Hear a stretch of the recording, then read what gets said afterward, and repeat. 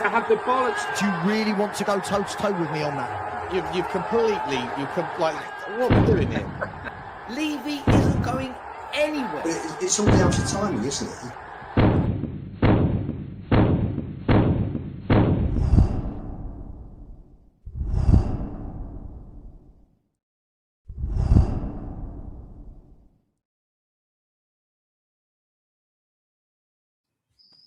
Evening all, welcome to the Spurs Five, where there's actually 3 to become 4 to become 5.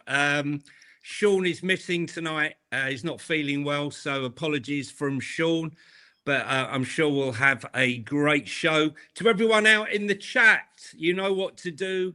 We're going to try and get a few subscribers going tonight. We've got thousands of you that watch every single week, but for some unknown reason, you don't seem to hit the subscribe button. So we're trying to grow, bring some more guests on, make the show even better than it already is. So remember tonight, hit the subscribe button, hit the like button. And if you're listening on audio tomorrow morning, please remember to, if you're listening on Apple or Spotify, to hit the follow button. And if you get time, give us a cheeky follow.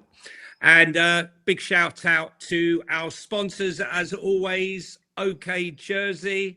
If you want the latest in apparel, some good stuff. I've seen it. I'm wearing it. Then give them a follow. OK Jersey, using the code 5, F-I-V-E, and you'll get yourself an extra 8% discount. So, right, so we got 2 guests tonight. Let's see who we got.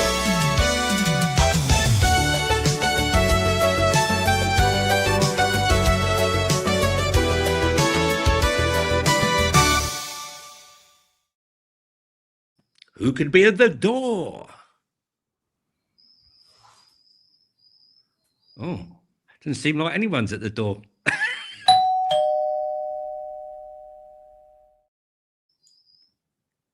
It's Sava. What an anticlimax. What an anticlimax. Mr. Messi. He's come dressed tonight as Messi. Let's do our other guesses. Okay, Lionel, hang in there. Hang in. And here he is, Hello, guys. Jacko Cats. Hello. Well, guys, if you recognise Jacko from previous, if you follow Twitter in any shape, way, or form, you'll know exactly who Jacko is. So we got international tonight. We've got Jacko, Mr. Italy. We've got Stel, who's now based in Cyprus. He flew out there today to Paphos.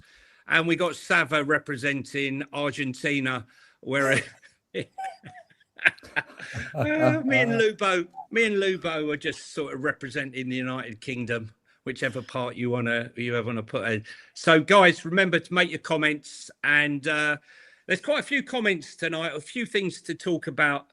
But let's start at probably the biggest one of the lot, really. The chance of our club, our supposed big club, too big to go down, impossible to go down. Let's start with Jacko. Jacko? Johnny, hold on a minute. We don't even get to say good evening, hello, how you doing now? Right, well, you can say I don't mind. I like right, Jacko. I like the difference. Right, okay, I like the difference. Right. I'm slightly different to Sean, right? I'm just winging it.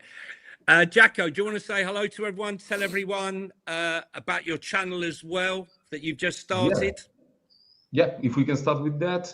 So for the one that are familiar with Twitter, maybe you saw, fortunately or unfortunately, my takes on that platform. But I'm starting also to moving on YouTube. I was a guest with Sean on his channel, and now I've started my own podcast with other 3 guys, Christian and Ferg, 2 other accounts on Twitter that I was very comfortable talking with, and we just had the first episode Tuesday. So it's lovely to be here, and the channel is Tottenham Touchline. If you want to to check it out. We will have a lot of conversations about Tottenham in the future. So other than that, I'm a UEFA C coach in real life. I work in football. I was a scout for the youth of Inter Milan. So that's a little bit my background. Other than that, I don't feel like the rest is very relevant. I think it's quite topical, Jacko. Tottenham touchline with the news today about Tudor and the touchline. We'll get onto that one after. Yeah, for sure. Yeah. Sava, do you want to talk about yourself to those who don't know Sava? I'm Not sure really. you all know who he is. No, not really. Sava's got a channel. Sava's got a channel. Lubo, how are you doing? Yeah. All good here tonight, thanks. All good tonight. And Stel? Yeah, good. Welcome everyone to the show. Like, subscribe, hit the notification bell. Yeah. Let's go. This is stream under me. What a mess, huh? What a mess. Huh? Okay, so listen, first question. Okay. Are Spurs too big to go down? What are the implications of relegation for this club? Let's start with Jacko. Jacko, what are your thoughts? No, we are not. We're not too big to go down. I feel like in football in general, we have a lot of example of great teams that, for some reasons, can go down, and we are one of the biggest example of the last years, in my opinion. Like before this season, last season, we were watching the Premier League. We finished 17th, and I was saying personally, we can't do worse than that. We can't do worse than that. It's impossible.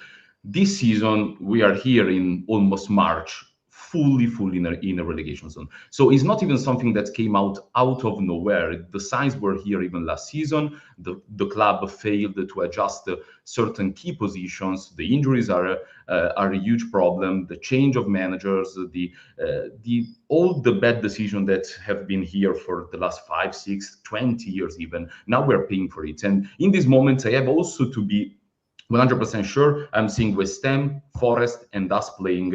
And I have the feeling that we are the worst team out of the three in this moment, in terms of football played, in terms of players available, in terms of direction, in terms of everything. I feel like this is not even a situation where, like last season, the last three were playing another different league.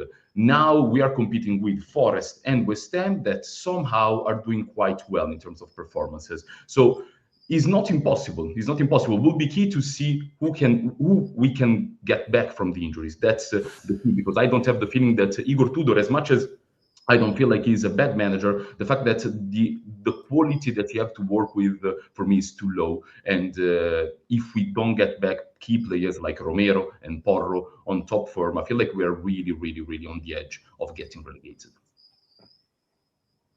Do you think it's just the players that are missing is the reason, or do you think we lack any direction and have done for probably the last 2 years? Probably. I mean, absolutely. I think some of the injuries that have come. We've had the injuries at the back, we've had injuries at the front, we've had injuries in the middle. But even when we've had players back, there's been many games when we still haven't shown any heart or any determination. When you look at, for the likes of West Ham right now, you can see they have momentum. You can see that they're getting results. And Nottingham Forest, even though they might not be getting results, you can see in the game in the weekend against Liverpool that they were showing heart and determination. Have we got that at the moment at the club? I feel like it's, of course, a mix of the two. I feel like the most important thing that we always need to address in this situation is that the football decision that we took in the last seasons, now we are paying for it. And on top of that, I feel like the quality of the player that we have is very overrated in a certain way. So when we compare ourselves, for example, with West Ham and Forest, we say, okay, but we are much better than West Ham. We are much better than Forest. In reality, there are a lot of things around football. There is cohesion, there is understanding between the players. There are different profiles that needs to be together to make something work. For example, in midfield, we don't have a passer. We don't have someone that can spread the ball. We don't have someone that can calm down things. We just have runners, and and this is one of the main problems since the beginning of the season. On top of that, you have injuries. On top of that, you sack a manager. On top of that, you keep changing direction, and there is no cohesion. There is no group, and even if there is cohesion and group, I feel like there is a huge lack of quality in general. So it's a mix of things that are putting ourselves in the position to be 4 points above West Ham in a better form than us. Well, it's a good enough first start. Sava, what are your thoughts on this? No, we're not too good to go down. If you keep buying bad players, you will turn into a bad football team. And that's where we are. I've been talking about this for a while. I think we're a very arrogant fan base. We look at the Fulhams, the Bournemouths, the Brentfords, the Brightons, and we keep saying, oh, we're only playing them. We should beat them. We should beat them. We should beat them. But, Johnny, as we've come this way, they've gone that way. And slowly but surely it's starting to go like that. And our fans are still arrogant enough to go, it's only Brentford. It's only Fulham. I don't see that we're better than these teams. I think when we've got our best 11 out, we can have that chat. But we haven't been able to put our best 11 out for years now. Too many big players missing. Not that there's many at Spurs. Too many big players missing. Jacko's right. Years and years and years of bad decision making is catching up. We all talk about what's happening now, but this is years and years in the making. Buying poor players, not replacing. I mean, this started, didn't it, with not replacing Moussa Dembele. He was the first one, right? And then it was Walker. We didn't replace Walker. Then we didn't replace Dembele. Then we didn't replace Danny Rose. And then it was Vertonghen and Alderweireld and Kane and Ericsson didn't get replaced. Now Son's not being replaced. And Bale and Modric. None of them get replaced. And then a few years later, when they aren't replaced, they're replaced with players of much lesser quality. And look, we're paying for it. I don't think we'll go down. And Johnny, I'm probably different to other people. I don't think we'll go down because I think that it will be because of the other teams like last season, not on the same scale as last year. But you remember last year we were shit. Last year we were 17th. And it didn't show as much as now because the three at the bottom were dreadful, right? The three at the bottom were tailed off by like Christmas, you know. So this time we're seeing that there's other teams down there with us. And this isn't a coincidence. This is 2 years in a row where we are in the bottom five. This is 2 years in a row. That tells you that we're not too good to go down. This tells you that the players aren't very good. We can talk about manager decisions. We can talk about directors of football. But these players, if they were good enough, wouldn't be down there for 2-3 years running. They just wouldn't. So are we too good to go down? To answer your question, no. Will we go down? I don't think so. I think that was the question. Was there anything else you wanted me to? No, well, I mean, it's interesting there because you and Jacko both feel that the players aren't good enough, whereas, you know, I'm sort of more in that camp than the other camp. But there are many people that think it's purely down to the coaching, Johnny, more so than I don't agree with that. But yeah, I'm just you putting it out there. You mentioned Forest, for example, right? Yeah. You mentioned Forest just now. Now, first of all, I'm embarrassed that we're having to have these conversations, looking around every weekend, going, right, who are we supporting today that are playing Forest, right? who are we supporting that are playing Leeds United today? But when I watched Forest the other day, yeah, they're a mess of a club, right? Four managers in one season. It's ridiculous. You can't have four managers in one season and expect that you're ever going to have any consistency.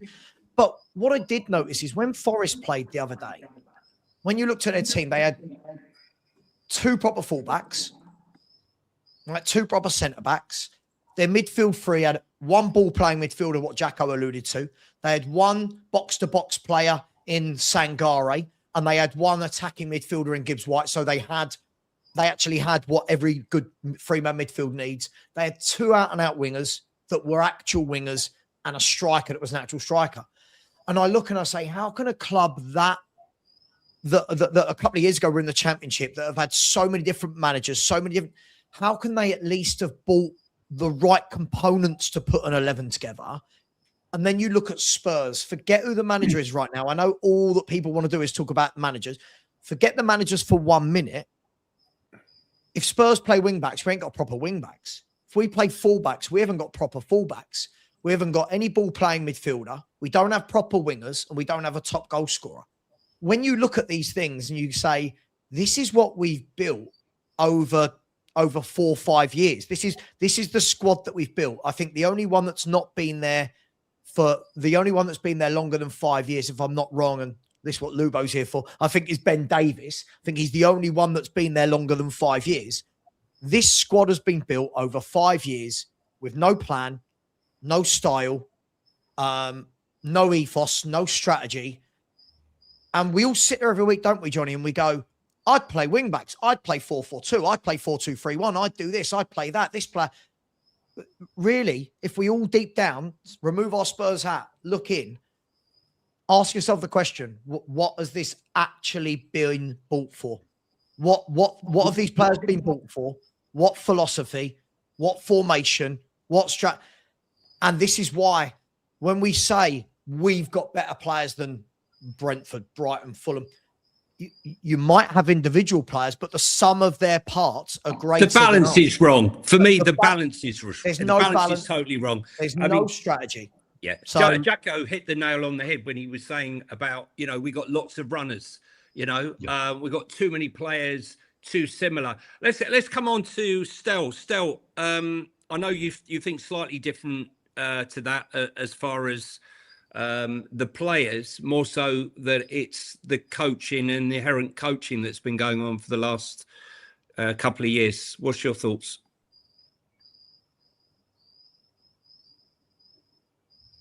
Can't hear you.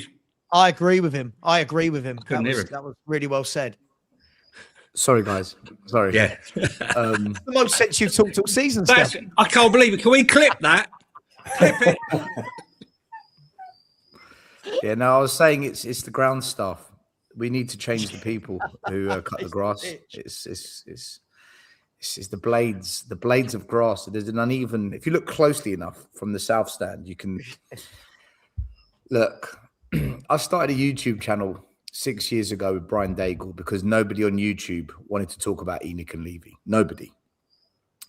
And after Conte got sacked, Maz, Iggy, I believe Will Stewart, Mari, we did a show, JP, we did a show. I'll never forget it. We said, if this carries on, we're going to get relegated. And we got ripped to pieces. Everyone laughed at us. I'd never thought 3 years later it would be that quick. But here we are. We're at where we felt it was all heading. We could talk about quality of players, balance of squad, recruitment. Let's stick to that for now. We can come on to the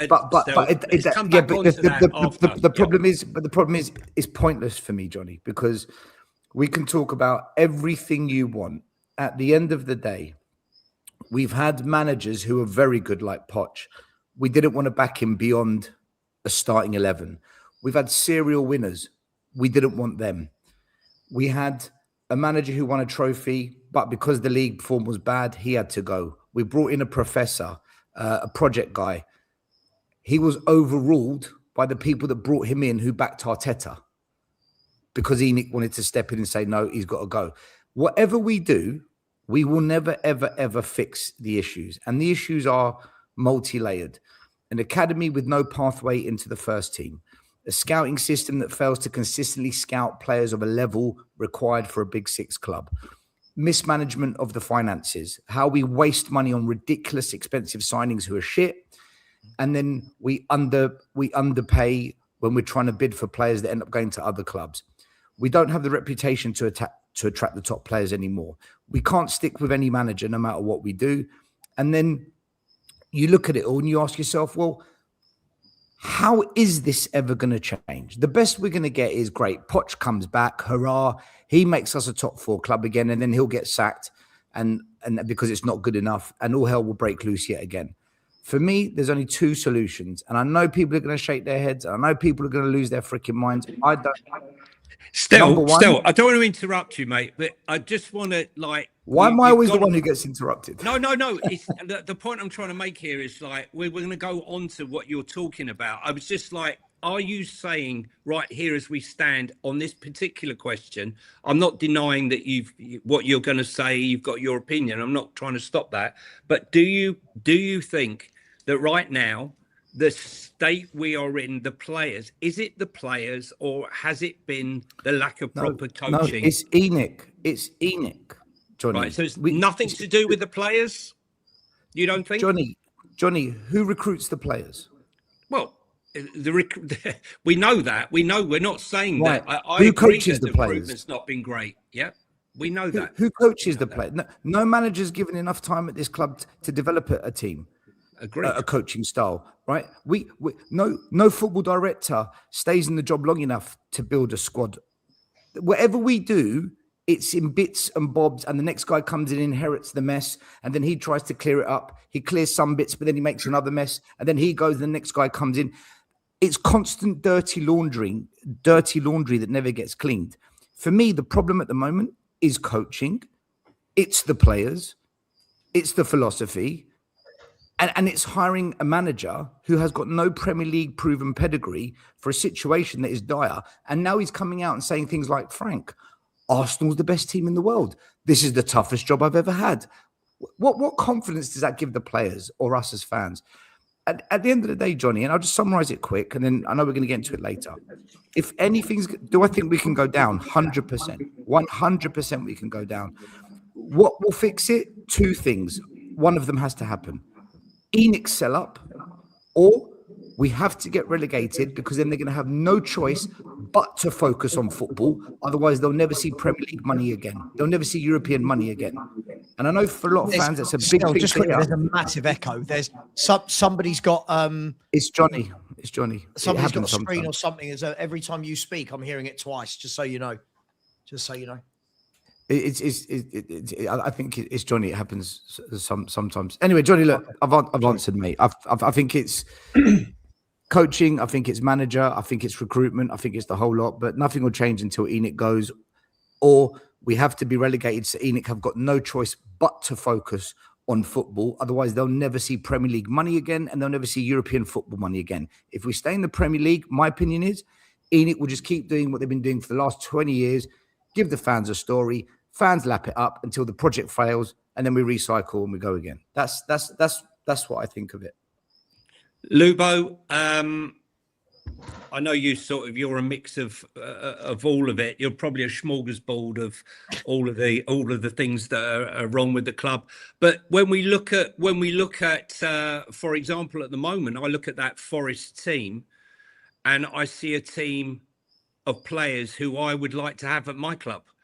And, I think to myself, Stell's got a point. Our recruitment's been really poor. But, should the players that we have currently, when Porro comes back and Cuti Romero comes back and a couple of others, that we should be good enough and we should not be in this position. We shouldn't even be having this conversation. What are your thoughts? Well, I think, are we too good to go down? No. I think the form since the turn of the year, four draws, 5 defeats in 9 games, says it all. Personally, I'm hoping, I think we were all fairly confident last week when we were giving our predictions for the 12 games. And I think still you were the lowest on 12 points. Johnny, you and Sean were 15 and I was 18. Maybe that was, I think we all based that on a manager bounce. I think apart from Stella, don't think any of us thought Arsenal would get anything. So it really starts for all of us. It really starts this weekend. There's got to be a reaction. The players have got to roll their sleeves up and really fight for this badge. If there's no fight against Fulham and Palace in the next week, then I'm really worried that for the first time, I've said all along, we're poor. This is a poor squad. It's a poor team. As Savage just said, we don't have orthodox. I suppose the only orthodox fullback you could say is Spence. At the moment, the only orthodox wing back who's now back is Porro. We don't have wingers, and without wingers, for me, you've got to play through at the back with wing backs. Lubo, sorry, someone's got birds or crickets. Yeah, it's crickets. It sounds you like sure it's cricket. not you? It's definitely not me. It's not me, no. Who's got Try Not putting either. people on mute one by one, Johnny, and you'll find out who it is. Yeah, do that. There we go. Where was I? We were talking about positions. So for me, you play three at the back, you play four across the middle, play Simmons behind a front two. Let's see if the players pull the finger out, starting with Fulham. Again, one of those horrible places, you know, we've not had much luck the last few years there. Let's see what happens. Are we too good to go down? No. Newcastle, West Ham, Villa have all gone in the last, 10, 15 years. No reason why Spurs won't either. But I'm still confident we'll stay up. Lubo, can you mute your mic just a minute?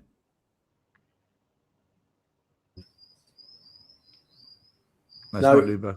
It's not me. This show's always got something going on in the background. It's not me, I think. I think it's not me.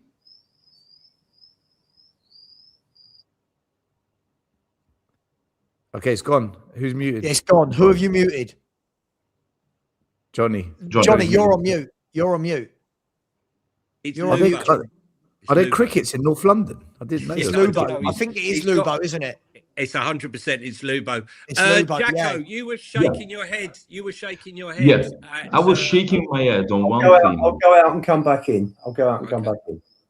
I was shaking my hand on one thing that I hear a lot of time, like this confidence a little bit that when Pochettino will be back, we will somehow do well. Like, I don't know if it was who said it, but there is this, in general, this confidence about Pochettino being this guy that come back next season, and with little things, he will make our young players be the Eriksen of the time, being those players that we also being in the golden age. I feel like it's even worse the situation because there is no way that even any manager, Pochettino, bring whatever manager you want, the combination of Klopp and Guardiola, whatever you want. With this team, we are not coming back with the top four, not even close.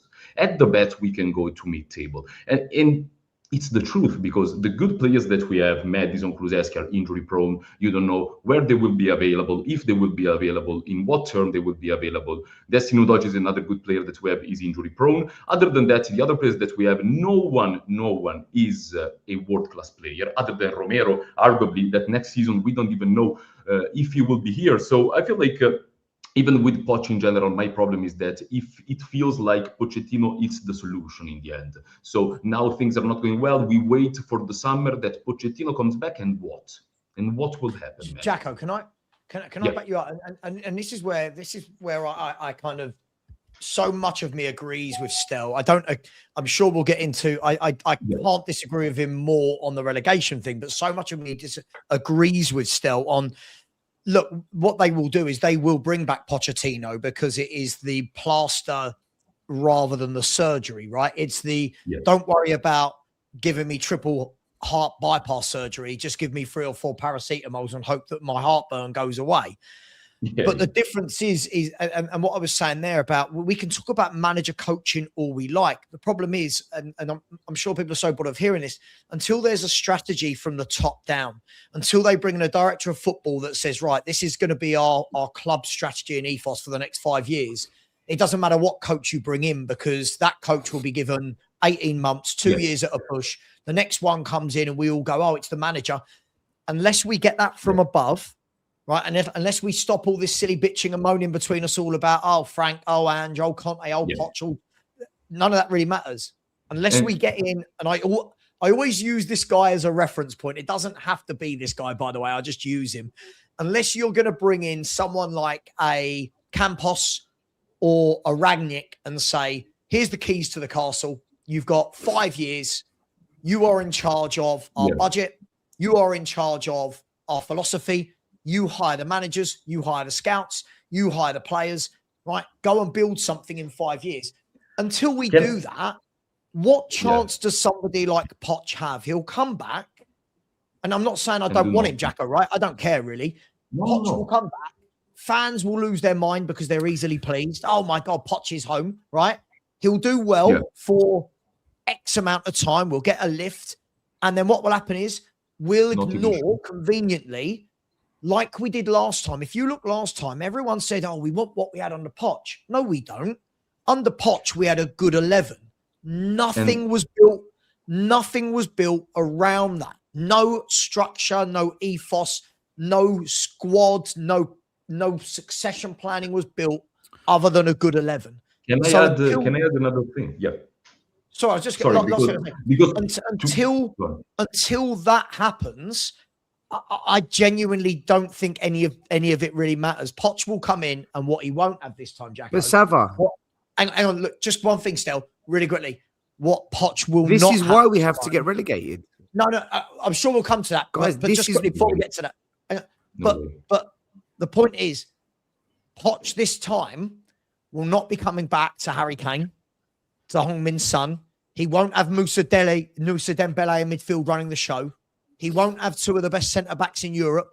He won't have a world-class goalkeeper in Lloris. He doesn't have Kyle Walker, right? This is a very different setup to what Pochettino had. So I'm not sure about the whole Poch being a saviour thing, but we'll see. I'm just going to bring Jacko in. I don't believe he's the Messiah either. He's not going to perform a miracle overnight. Go on, Jacko. So yes, to finish the point that I was making about Poch, and I think like Sava said a lot of things that I think also. Like I would be okay with Poch if he comes back also Paul Mitchell with his recruitment, with Eriksen for 12 million, with Jan Vertonghen for 8 million, with Toby Alderweireld, with Moussa Dembele for few money. He's not coming back. Like the thing that I don't idolize so much Pochettino, and I respect Pochettino, and I recognize him as the best manager that I saw in my years at Tottenham. But the most important thing ultimately is what you get with the money that you have available. And in that period with Pochettino, he's good at working with youngsters, but there is this misconception that he's good at working with any youngster. No, he wasn't good at working with Njin, Kudu. He's good working with good players, because this thing, on Twitter, I'm becoming unbearable about this, because it's always about the manager, and I'm losing my mind. Even seeing managers work in my life, there is no good manager without good players.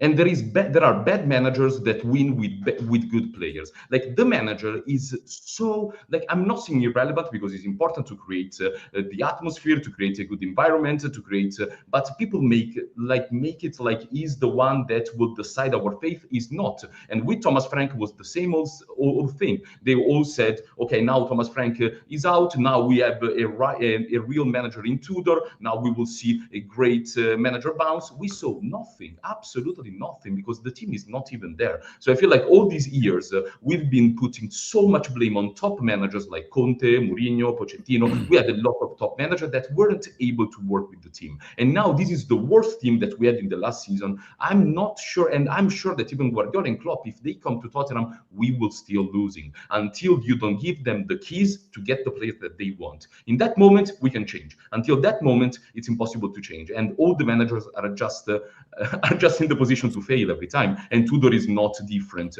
Tudor came here. But Jacko, why? Sorry, Jacko. Yeah, sorry. Jacko, why is this ownership going to do what you've just said? What Sav is saying about a plan? Why are they going to do that? I don't know. There is no reason behind it, and we are the worst run club in the world, in my opinion, because the worst run club. So this is my point. Fans don't want to protest in enough numbers. They don't believe it works. Fans don't want to boycott. They don't believe that works. Fans want to clap Tottenham when they lose 4-1 to Chelsea. Fans want to clap Tottenham if we get battered, but we tried. Our fan base has accepted ENIC. Oh my God, we moan, we complain, we do videos about them. We do that. That's not going to do anything. So it's all good and well people in the chat saying, stop buying tickets, do this, do that. The fan base won't do it. So there's no reason for them to do a plan, because we're not going to force it. So they've got to want to do it themselves. But why would they want to do it themselves? They don't care about football. So the only way anything will force them to actually focus on good recruitment, good scouting, good academy development, sticking with the manager because they can't afford to sack him anymore. is relegation. I'd love Tottenham to stay in the Premier League and have a plan. I'd love them to stay in top flight football and have a plan. They're not going to. You are deluded, whoever you are out there, if you think they're going to do that. They simply won't. They're not interested, guys. The answer is That doesn't mean that relegation is the answer. We'll come on to that. We'll come on to that one still. We'll come on to that. Relegation forces them. It forces them to do it. Let me answer still. Relegation forces them to do it because if they don't do it, they'll never get Premier League income again. That's an emotional. That's an emotional reaction. If you don't have no, it's not. It's about the finances. It's a financial argument. No, it's not just finance. You're creating an emotional argument. They are only here for money. They're only here for money, guys. Yeah, but still, this isn't. If you lose, Johnny, if the value of the club drops from, say, for argument's sake, 3.5 billion down to 1.5 billion, do you think they're going to say these are hard-nosed businessmen? Do you think Joe Lewis is going to say, "Oh yeah, I'm just going to take a £2 billion drop like that because we're out the Premier League"? Do you honestly think he would take that and sell? Guys, let's keep to what we were talking about. I never once said sell. Hold on. I never want. 1 minute, Johnny. Yeah, 1 minute, Johnny. 1 second, Johnny. I never. No. See, Lubo has completely changed the argument. Why do you think they're going to change still? Why do you think? I never once said sell. I never once said relegate to sell. But you never heard what I said. Guys, this is a different topic. Change the argument. I said. Okay, but Johnny, we're just letting the conversation flow. Yeah, right? no, it's flowing. But I never we keep once going said, back to relegation. I never let this. Listen, this is getting clipped. Let's let this flow, right? I never once said relegate the club so they sell. You said that. I said if we get relegated, the asset will drop in value, their income will drop in value. The only way they can get that money back is to focus on football and build a team that can actually get back up and stay there. They're going to be forced to focus on football. But still, if you can't attract the players when you're in the Premier League, what makes you think we're going to attract the players when we're in the Championship? And the other thing is this notion that get a manager in and give the manager every single thing that he wants. Improve their recruitment. Yes, yeah, but go on. No, the problem is they will have to focus on football, Johnny. They'll have to focus on development, sticking with the manager, developing the academy players. The answer is can I one at a time, right? Can I finish what I was going to say? The answer is we don't have anybody with any football knowledge on the board, so it's not like they're going to look at it and think, right, okay, what do we do? We'll build a structure here. We'll build layers. They just don't know. So for me, Lange has got to go. Vinay's got to go. You go and get two players. You put them on the board straight away to give them. Not going to happen, bro. It's not going to happen. Hang on. This is fantasy. Let me finish. All right. Pochettino comes in, brings his director of football with him, who will A, have a good network to buy players, and B, will carry on with the good work Paratici did with the academy. And that is how you get round it. And for me, if it's going to be a tight thing, avoiding relegation, if we just avoid relegation by the skin of our teeth, will these buyers look at that and think, Jesus, we came really close to losing half the value of our asset. This isn't worth it because it's going to cost nearly God knows how much, hundreds and hundreds and hundreds of millions of pounds to bring the team back up to standard. They came close last season, Johnny, Lubo. They came close last season. And what happened? They never came close to going down still. When Ange won the 3 games in Feb, we were then... We can't keep Ange because we finished 17th. No. It's unacceptable. It didn't change anything. We were 16 points clear of Leicester on February the 22nd. And we were never going down. The other 3 teams... You never said that when Ange got sacked. Guys, you've gone so off topic off of one question that was asked, right? Go on. Can I just... Go on. Yeah, sorry. I wanted to add one thing about what Stel said, because I also have 100%... I might not follow the club as long as you, but it's 18 years or so. I watched them through all my life, and I know that they don't care about the football stuff. They are not prepared to make football decisions. They are quite there is a lot of negligence, but they care about the brand a little bit, the brand of Tottenham. So what sells outside of England into England. And last season, you're right, there was a signs of the downfall. But the problem is that last season, we were not in a relegation battle all season like this season. And we won the Europa League. That is quite a remarkable thing on the market of being a brand in Tottenham Hotspur. So this season is completely different. You won't do well in the Champions League. That's my prediction, but who knows? And you are in the relegation zone, and everyone is noticed this. Everyone, even in Italy, people are talking about Tottenham being in a relegation zone. It's not something so common. If so, even for people that are not football people, they would 100% understand that they are doing things wrong, because they will get a hit also in terms of brand, in terms of how you sell yourself outside of England and in England. So they surely knows that they are not good enough. Will they do something? I'm not sure about it. The decisions in the last seasons have not been very well, but I'm sure that they will try to do something in the end of this season. I'm sure about it, because this is the brand is damaged. Sava?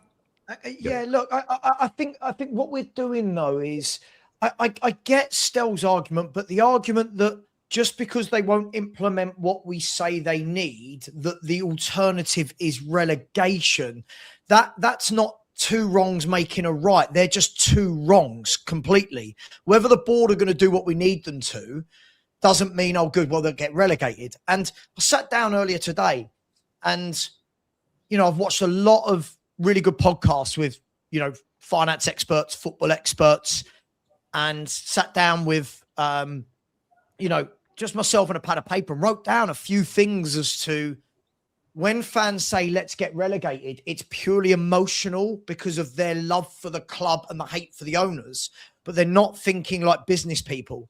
They're not thinking about the wider implications across the club. And every expert says the exact same thing. And there's a reason why every expert says it, because it's true, right? And a few things that I wrote down, Johnny, I sent these to you earlier, but if I can read them out, it's financial implications. When we go, it's purely financial. Well, yeah, finance is everything for a club the size of Tottenham Hotspur. For a club that are £770 million in debt, for a club that owe £330 million on top of that for amortization for players we've not paid for. Yeah, that's over £1 billion. So yes, financial implications are absolutely at the top of the priority list, whether you're a football fan or not. The club won't survive in the way fans think it will if we go down, right? So you've got the financial implications in terms of broadcasting and revenue, match day revenue, commercial and sponsors. You've got wage bill issues. If you go down, you've got to get 150 million off your wage bill. Put down structural issues and squad implications, massive player exodus, being able to attract players. So it's the ins and the outs. Suddenly the players that you're trying to attract in the championship, Johnny, to come up, need to be at a certain level, but we'll be buying Chris Wood. We'll be looking at Chris Wood. But you'll be looking at those types of players. If you look at the players clubs use to get back up, we haven't got them in the squad. So then you're giving players 3 or 4 year contracts. Now let's assume you do bounce up in year one. You've still got those players that aren't good enough for the Prem, but are good enough for the championship. You got 15 to 20 of them, right, on 3 or 4 year contracts. Now you're trying to sell them, but they're not worth a lot. Now you've got to try and invest loads of money to go the other end. Players are then going to look in and go, Spurs have just come back up. Am I going to go to them if I want European aspirations, etc.? You've got the manager pressure, the executive pressure, stadium debt. You've got brand and global status, that impact. You've got the competitive impact, right? You've got all of the issues other clubs have had where they've gone down and not survived it, gone down again, or they've been in that league for 2, 3, 4 years. And the bottom line is, whichever way we want to talk as emotionally as we do about is relegation right for us, there are no positives to it that anyone can give me that makes sense other than emotion. There's zero positive with facts that it will be positive for Tottenham Hotspur. One last thing I'll say. Sorry, I know I've ranted there. There's another echo going on. Massive echo. Another thing to say on this, Johnny, I completely lost my trail of thought now. Another thing to say on this is if Tottenham go down, this isn't the same as when Leeds United went down those years ago, when a Villa or Newcastle went down. Those clubs didn't have £1 billion worth of money that they owe. Those clubs didn't have 55% of their revenue from sponsorships and corporate deals, right? All of that goes, right? So anyone saying, let's just get relegated because it will make Enoch concentrate, there's no proof of that. And it could set the club back 5, 6, 7 years, depending on who the man is at the top that we think is a football man to sort this out.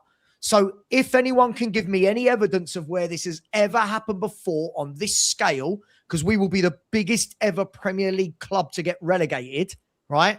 I'm all ears, but not one expert is saying what Stell is saying. Not one expert. Well, it's not right. Yeah, because one expert. Look, the thing is here, right? You've got 195 million in TV fees that are going to go down to 45 million. We've got 300 million pounds in commercial income. Yeah. That is going to drop off a cliff. It already will drop off a cliff as soon as we don't have European football. There's caveats in there. Also, we sign new deals, right? Yeah. Now, some of these deals will not have a relegation bonus because they would have been signed over like 3, 4, 5 years ago, some of these contracts. So they won't have a relegation clause in them. But the most recent ones that have been signed in the 18 months probably do have something like that. But then look at the players. When you move down and if you get relegated to the Championship, you're allowed 15 million pounds worth of debt. 15. Not 105, 15. Now we can't cope with that, Johnny. We won't be able to cope with a £15 million debt. We won't. We have to show that we have a plan to meet that requirement. Now, the problem is with meeting that requirement, if you get relegated, say, for example, Kulusevski and Maddison break down again, we can't sell them. We've got massive wages on those players. I would say the only player in that squad that has a relegation clause is Conor Gallagher. Why? Because he signed when we were in the shit. Other than that, he will be the only person with a get-out clause or a relegation clause. So, Johnny, do you know Maddison and Kulu? But just between the two of them, right? Do you know what their wages are a year just between the two of them, right? Well, it's millions. It's millions because them two alone, if they break down and we can't sell them, is nearly £16.5 million.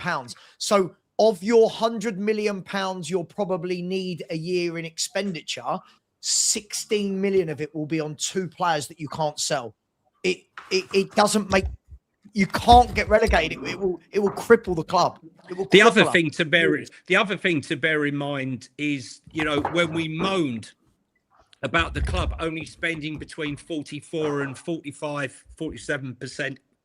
Johnny, can I reply to this? Because it's becoming an echo chamber. Let me just finish. We're agreeing with each other. It's become an echo chamber. chamber. That's not an echo chamber. That's just, mate, I'm just giving facts, mate. Hang on. But you two are just agreeing with each other. You're just agreeing with each other. No, it's your facts. No, it's your facts. No, that's not our facts. They're those financial facts still are the financial. They're the facts. The same financial experts who 5 years ago said Levy, Enoch are going in the right direction and this is a great model. No. I'm just talking about Johnny, sorry. Hang on 1 second. No, hang on, sorry. I want to debunk this because Sava's being knee-jerk. You're being knee-jerk, Sava, to financial experts. You could be emotional. You've knee-jerk reacted to the experts. We are talking facts. Hang on.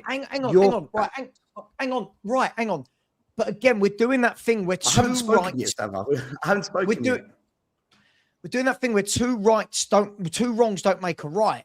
Because the financial experts said Spurs were going in the right direction isn't the same thing as the financial experts working out what Spurs owe and the financial implications if you go down. They're facts. If Spurs go down, the facts are we have a £260 million wage bill that we need to get closer to 100 million. The facts are that we will lose from 170 million revenue on the Premier League to 45 million revenue in the Championship. Who's we? Who's we? Who's we? Hang on. Right? The But I haven't facts spoken are once. It's you two talking. But hang on. But I'm answering. You just said. Mate, I've been my facts- hosting and being quiet. You just said they're my facts. They're not my facts. They're the facts of the Championship, the Premier League, and Spurs' current finances. That's not my facts. I'd like to. Okay, look, you two finish what you're saying, and then I'll come at the end. Let's do that. Then. I don't know when people say I shouldn't have interrupted. I shouldn't have interrupted. But when you said they're my facts and I'm being knee-jerk, they're the facts of Tottenham's financial situation. Sorry, do you think I'm a financial expert and a financial whiz? They're not my facts. These are the facts of Tottenham and the facts of the Championship and the revenue you can make. The facts are you have to say you can't lose more than £15 million in a year in the Championship. Those numbers are facts. When people say your facts, no, opinions on footballers are different. The financial implications and the financial facts are the facts. I've not been knee-jerk about anything.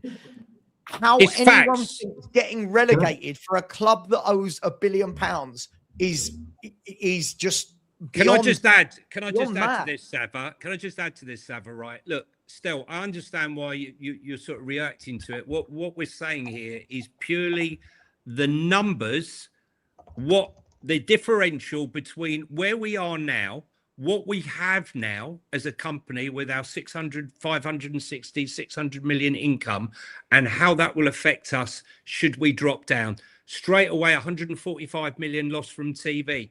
Sponsorship money just for not being in Europe drops off of a cliff. Dropping down a division will be harmful to everything, including the brand. Plus the fact that we have nearly 300 million pounds worth of transfer debt, which we have to service. Second of all, we have to meet the FFP and PSR rules of the Championship. We are not geared up. What I was about to say was the one thing that we might be grateful of is the one thing we always criticize ENIC of is the fact that we only have 45% of our wages to our income, right? Because if we were like a Villa or a Forest, which we're up at, 70% and higher, right? You would have an even bigger problem when you drop down.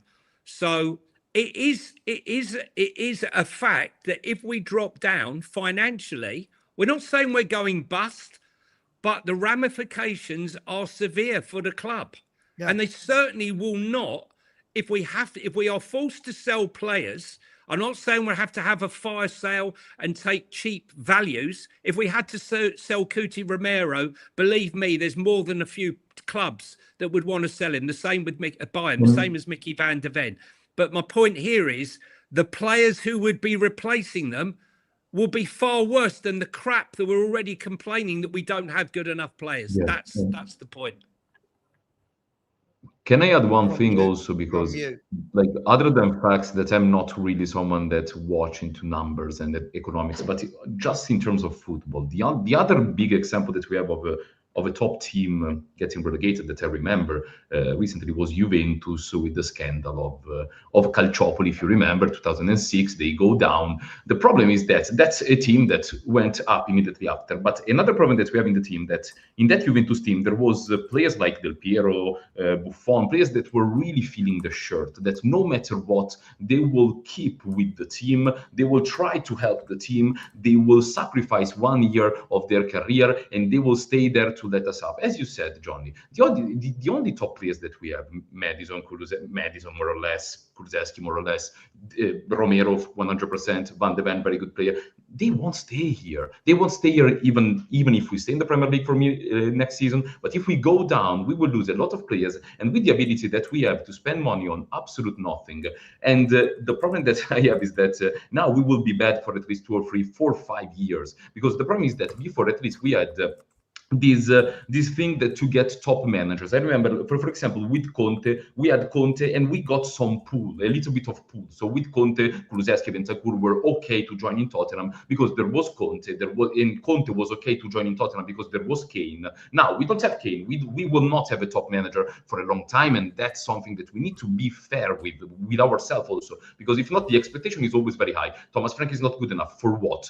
Tudor is not good enough for what? For our situation, we don't attract top managers. We won't attract top players. In the Championship, we won't even attract mediocre players. And to go back to the Aston Villa, Newcastle, that will stay in the Premier League one season more than us, is an absolute disaster. Like something that for me is unknown territory for a lot of football experts. The fact that if we go down is something that we will create history. We don't have something that we can look at in the past. I feel like the team will completely be destroyed. We need to rely on the youngster. Yes, for sure. How many top youngsters we have?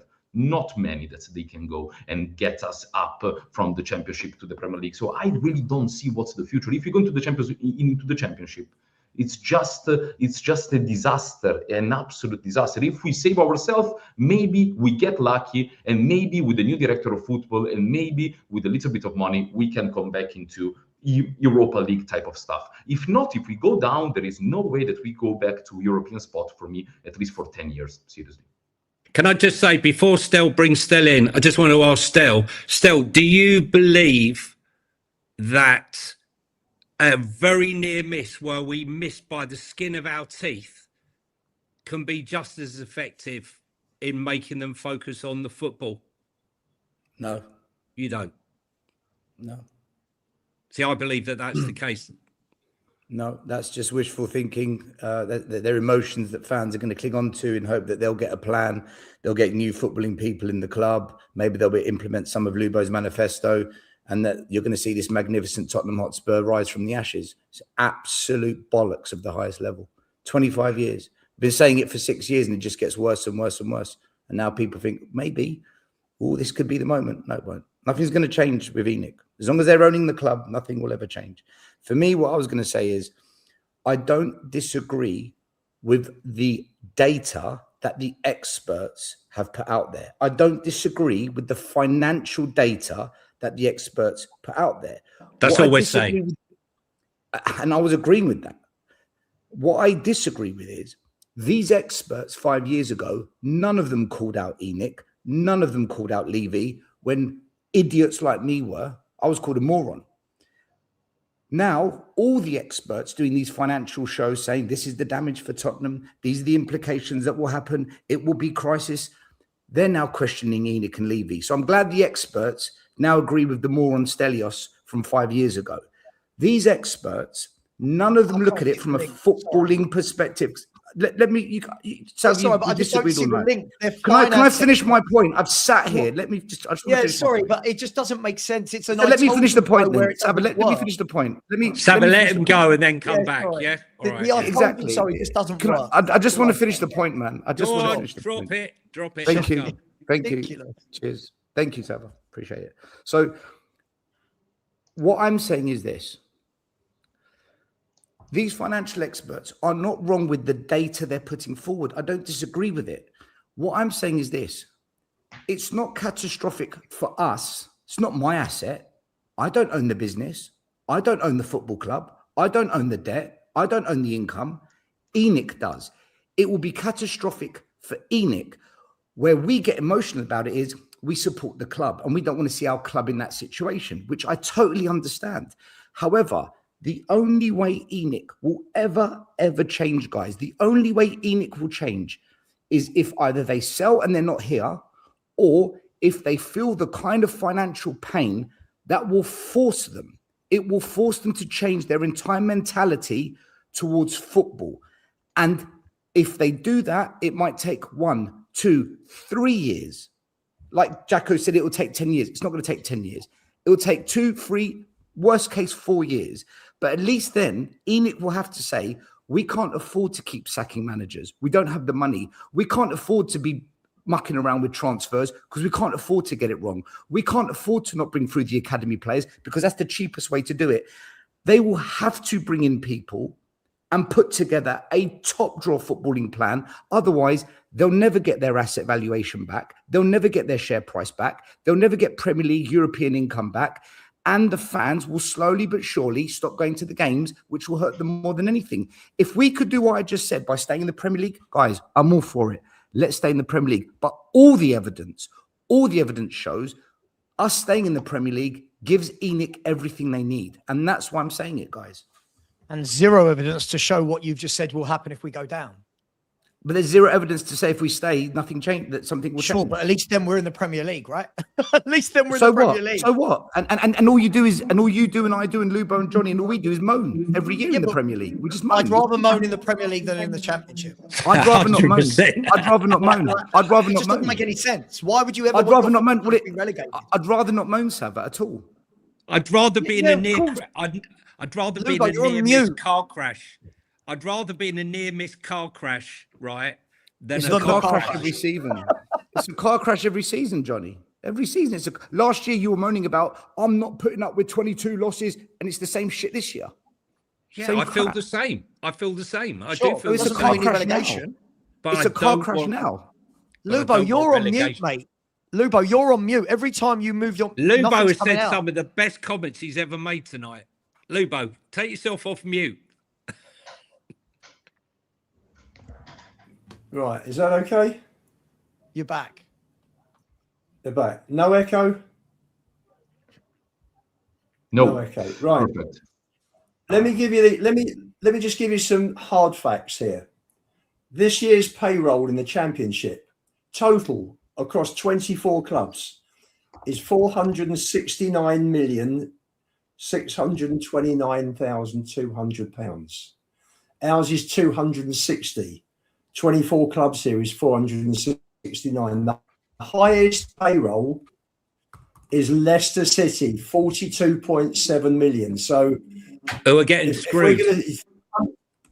You think 100 million? It's got to be probably less than 100 million if Leicester are making sure ends meet by going to 42.7 million payroll this season. And breaking FFP. Yes, and breaking FFP. We don't. This is absolutely catastrophic. It's catastrophic.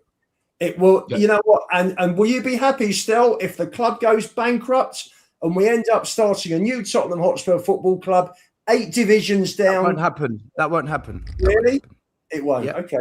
Yeah. Someone will come in and save the club. Someone will buy it on the cheap. Okay. Every single company in the ENIC group still, all their borrowings are covered by the club. 13 companies, all their borrowings on property is guaranteed by Tottenham Hotspur Football Club Limited. And liquidators Did strip you those know companies and sell them off as individual assets. Did you know that? That's what liquidation is. That's what liquidation is. Liquidation, that's what we're talking now. You'd be happy with liquidation, would you? I'd be happy with the new ownership, yes. Even if it means Not from liquidation. the championship. Liquidation is just a terminology used in the business world, Lubo. It just But means we stripping won't the be- assets. It means stripping the assets. That's all it means. But do you know where we'll finish up as a club? We'll finish up with a new ownership and hopefully a footballing identity and a 8 footballing divisions down. ideology. 8 divisions No, down. you're being over dramatic. You're over dramatizing it. You're over dramatizing it. City still. That'd be good. Lubo, Tottenham Lubo. versus Auburn City. Local, it's all right for us. Lubo, you know, Lubo, deep down in your heart, you know it won't get to that level. You know that. Not Do you to that think- level. do You know that. honestly think they'll sell if half their asset drops in value? I never said sell. If it I never goes. said sell. Fine. I never said But- sell. But they have shown no appetite for football for 25 years. Exactly. gonna So it has to start be now? forced on them. That's the point. Yeah, but They won't. sorry, They're not sorry, interested. Lubo. There's They're no not one- interested until the money hits them where they can't take it. Then they're gonna have Jacko? to. Jacko? Sorry, but I'm no expert in this in this economical stuff. But just by intuition, like if there is one way to have a different ownership when they buy us in the Premier League, they buy a different asset and they want to have a certain type of investment. If we go into the Championship, even the owners that will get Tottenham in the Championship, I don't know if they will be the same owners that will look at us if we are thriving in the Premier League. Like, it's completely different for the players, for the ownership. Like, it's an absolute disaster that we need to change the direction of the club. There is no doubt about that. But it's not by touching the bottom that we must do it. Like, we can still do it. How do we do it, Jacko? Jacko, how do we do it then? Tell me. How you do it in the same way that you go, if we go in the Championship, is the same way. Like, you are saying that if they are forced Jacko, the question, hold on, Jacko, the question was, you said but he said if we go down, that won't force the change. So I'm saying to you, right, what will then? How do we do it then? This is more than enough. This is already more than enough. Like, if this is not enough, what we're watching in this moment in life, because I know that we've been complaining since 20 years, but this is the bottom of the bottom of the bottom. So you think ENIC are going to change now, Jacko? So this is already time for a change. Jacko, sorry, just to clarify, you think ENIC are now going to change? Going to change what? The direction of the director of football, 100%. They will get change the direction of focusing on football. Already giving, for example, with Paratici, and I repeat, I don't have an history of 20 years going against ENIC, and I will say it right now. But even with Paratici, the few months that we had Paratici and Conte, things changed. And if you didn't see it, I don't know what to say, because we had a clear direction with Kulusevski and Bentancur joining in January Tottenham and immediately improving us with a clear direction. So yes, I know that we are not very happy about the situation, but if we get a top director of football and we get a manager that can work very well with a director of football, that's just what you need. Of course, you need to change also the ENIC stuff, but we are in the bottom of the bottom of the bottom. So if we have someone that can take good decision, we can already make a little leap. So that's what I'm saying. Already now, the club needs to realize. You're saying what we need to do. We know this. It's not happening, Jacko. It's not happening. But it happened, for example, with Paratici and Conte. It happened for a little bit with Paratici. 50% of his signings were dog shit. What are you talking about? Not everyone. Kulusevski, Romero, Bentancur. 50% were dog shit. 50% are always more or less dog shit signings. Half of this squad is Paratici, man. Yeah, there's a lot more better players from Paratici than there is from Johan. Exactly. Like, you judge a director of football based on how many players have put in the starting 11. Of course, some bad ones will come. Of course, Brian Hill will come. Okay, Jacko, let me pretend that I agree that Paratici was brilliant or really, no, really we good. didn't say that. We said he was better than Johan Lang. That's what we said. Paratici's not here. That didn't work out. It didn't work out for Levy and ENIC, right? And when they brought him back, that lasted 6 months. So further evidence, ENIC don't know what they're doing, right? So what you've just sold to me are all the reasons of why ENIC will never change. They continually make it worse. How is it going to change with ENIC, guys? Tell me. Sometimes you have to visit the pit. If you get 3 good signings, for example, the 3 signings like Van de Ven that we did, so we are able to do it again, things will change. If you can create a backline of good footballers, things can change. The problem is that right now we don't have enough a backline. We don't have absolutely nothing. A backbone, sorry, not a backline. A backbone of the team, the central part of the team with 2 or 3 good players. We can change for sure. The problem is that right now the quality of the team is so low that we are in a relegation zone, and I hope that they will give the money and the trust to someone that knows the market. Hope. Keyword, I hope. But even now, still, they said that they need to bring another director of football. That's something objective, because I don't understand why they need to work with 2 director of football. That Lange clearly is not good enough, and they will add another one. That's what I'm understanding from. Jacko, how long will the next director of football last? I don't know. Listen, they need to last enough to get good players. Last enough to get good players, like Paul Mitchell did. Good players, and then you go. Okay. Do you know what? Jacko, respect you. You've got a hell of a lot of hope, man. Respect you for that. But I think it's deluded. Listen, we all start a season. Fair play, but fair play. You're allowed to hope. Can I add something, Johnny? Can I add something? Go on, Sava. I don't disagree. The thing is, the notion that Stell's got and everything he's saying that's wrong with the club, I don't disagree. But I still haven't heard an answer as to why getting relegated solves it. Right? 100%. This is the problem. When we're saying it forces their hand, right? We've got to remember that if we go down, we might lose something like 15 to 20 players, which means you have to start again, and you're buying 15 to 20 players who are all championship level. Your revenue cuts in half, your sponsors go. right? That our standing in world football goes down. We lose attractiveness. And I can't understand what it is about getting relegated that we think makes us better. There's no evidence of any club that this has ever worked for. There's no proof in it, right? As much as we are annoyed at our football club for certain things, we are still a Premier League club that have been in Europe loads of times in the last 20 years. I would rather that than being in the Championship. And I'm sorry, I can't understand any Spurs fan actively wanting to go to the Championship. Speak to your mates who support clubs that have been relegated. They will all tell you it is not fun. It is not good. Everything changes. You lose your best players. It's 46 games, right? It's not fun. It's not good. I agree. I agree. Well, you don't agree because you want relegation. So if we're saying, no, I agree. I agree with what it feels like, Sava. I agree that it feels really bad. So if we're saying we want that to happen to us as a fan base and a club, so that ENIC are then going to turn around and go, shit, we now need to take things seriously and put a 5-10 year plan in place. I don't want that. I don't want my club getting relegated. Not 0.1% of me wants to get relegated. Not any part of me wants, as a Spurs fan, wants to get relegated, thinks it's a good idea. We've got so many examples of clubs that did get relegated, and how has that worked out for them? Are you happy with how it is now, Sava, and how it's been the last 5 years? Happier than if I'm in the Championship. I mean, what are we doing here? All you've done like me is moan. All you've done for the last 5 years, like me, is moan and complain. And going to the Championship don't make a right.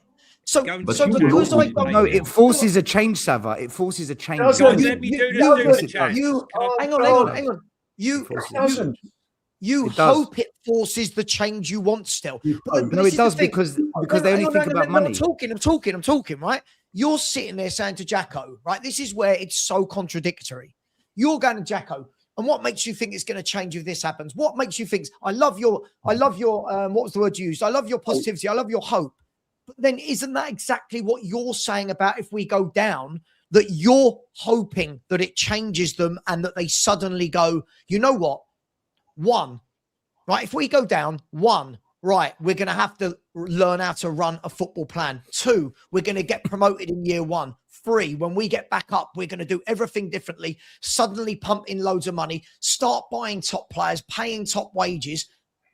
It's all hope, right? No, I'm not saying that. I'm not saying that, Sava. I'm not saying that. Sorry, I'm not saying that. There's a difference between what Jacko and I said. Jacko's saying by staying up, he hopes it will change. But by staying up, it guarantees ENIC money. What I'm saying is relegation, it does the one thing ENIC hate the most. It hurts them financially. And it's hurting them financially anyway. Not like relegation, Johnny. Not like relegation. If we go down, you and Sava very articulately put forward all the financial damage it does to ENIC's asset.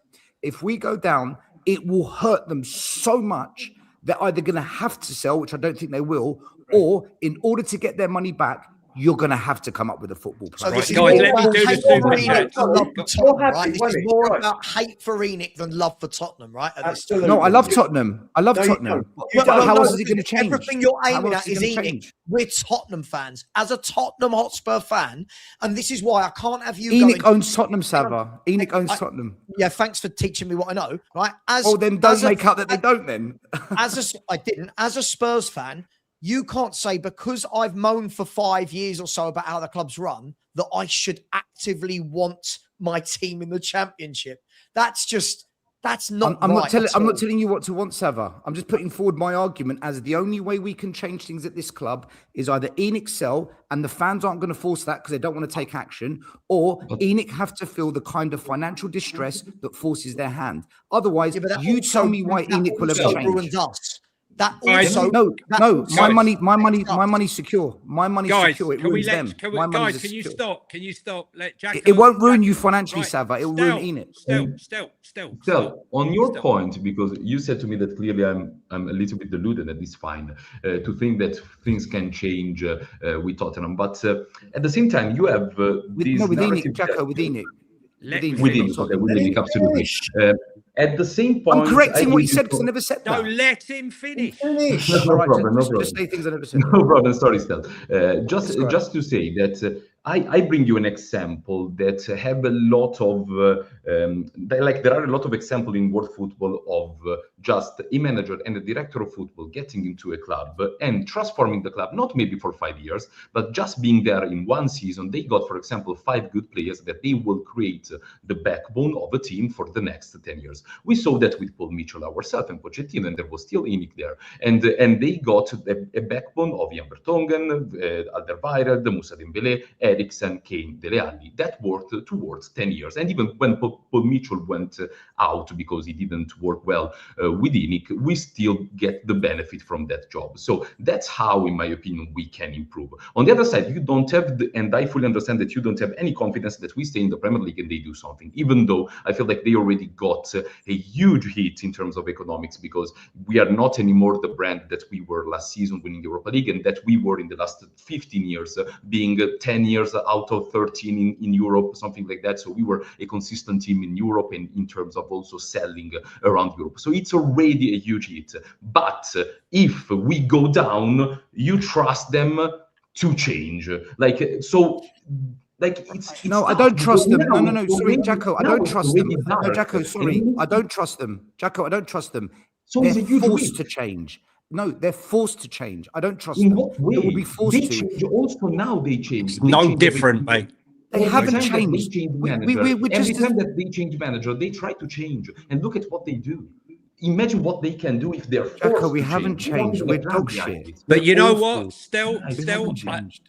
let me do the super chats, guys, because there's some guys who've put the chats in quite a while ago. Just to say, a near miss,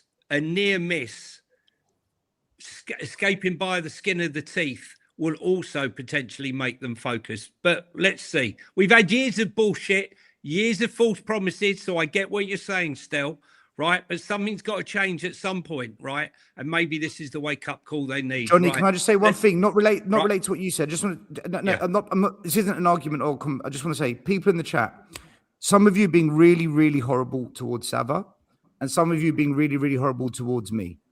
Sava and I chat on WhatsApp, right? When we get into football, we're just heated, whatever. Keep your abuse relaxed. For fuck's sakes, chill. Let us do the arguing. You don't need to be rude in the chat. That's all. Listen, guys, we know unless you're being abused, you're doing something wrong, right? Definitely. Big up 7SC. Big up, lads. Let's hope we can get out of this mess. 100%. I don't think anyone disagrees with that one. What have we got? Next one, we've got Dean Law, as usual, super sticker. Choo choo to you. We are Spurs TV. Thank you for your post. Zlatan was better at 36 than our players are now. I don't think that's far from the truth, to be truthful with you. He was better at 40 than our players are now. Yeah, more than likely. He's better now. He's probably better now. We'll walk on to quite a few of the pitches. Eamon O'Shea, thanks for your generous tweet. Still, if we get relegated, we won't be back for 5 or 6 years, and we will still have Enoch if we don't get bankrupted. Listen, it's divided. I think anyone who wants relegation for this club is insane, but everyone to their own. I'm not in agreement with this. Johnny, I would argue it's insane to carry on doing what we're doing. No. Listen, redoing the same thing and making the same mistakes over and over and over again is foolhardy as well. Don't disagree. John Turney, thanks for your in Japan. Thanks very much for your super sticker. I'm out in Japan in about 4 weeks. Looking forward to it. Sam Porter, thank you for your post. Style of play will change if we move Spence from left back. Well, I've got to be honest with you. Jed Spence gets a lot of crap, but bearing in mind that he's a right back that's constantly being played at left back and constantly gets, abused because he doesn't put the ball in or he doesn't do what he's supposed to do. I think it's a bit unfair. Go on. I know you want to comment on this. I want to comment on, because that's what I love to talk about, the players. And you said that for me, for you, Spence gets too much stick. For me, Spence has always been one of the problems here at Tottenham. And you know what I feel about Spence. It's been Yeah. I've been quite vocal since a long time. The fact that we as a fan base we put on a pedestal a player like Spence fully make us understand how much we drop off in terms of quality. This is a player that for me limits us so much on the left and on the right. On the left, clearly there are a huge problem in terms of passing, in terms of retaining the ball. The problem that I have with Spence is that he holds the ball way too much, way too long. He's always trying to shield the ball when he's on the ball, and even defensively is very overrated in my opinion. He's very good in the 1-against-1, defending in the 1-against-1, very good. In terms of concentration, tracking the runners, not always the best one. And people say, but he's playing on the left. Yeah, when we put him on the right, he was as inefficient as he was on the left offensively. Never had one or two, like a run of games of 4 games where he was prolific offensively. This is a player that when you put him on the right, on the left, he's not able to progress. He's not able to be someone that you want to dominate the opposition team. And there was a point, John, if you remember, that he played on the right, and people were saying, yeah, but Spence is better on the left because he defends better. Yeah. So we all remember that. And now Spence will improve and will change our style on the right. No, the style will be the same because Spence can't pass the ball forward, can't dribble, can't put across, can't do absolutely nothing. And So you know what, Jacko? Yeah. It'd be perfect for the Championship. He would be perfect for the Championship. Yeah. And he's not the only one. He's not the only one on our team. No, there's a few of them. There's a few that can be arranged in the deck chairs when the Titanic sinks. Well, Archie Gray will be one of them. Ledley's knees. Thanks very much for your generous post there. I don't want to be relegated, but let's not act like we're enjoying Spurs at the moment either. Would Spurs winning games in the Championship be worse? Look, I remember, and Lubo remember, unfortunately, that season 76-77 when we got relegated. That for me was one of my best seasons supporting Spurs.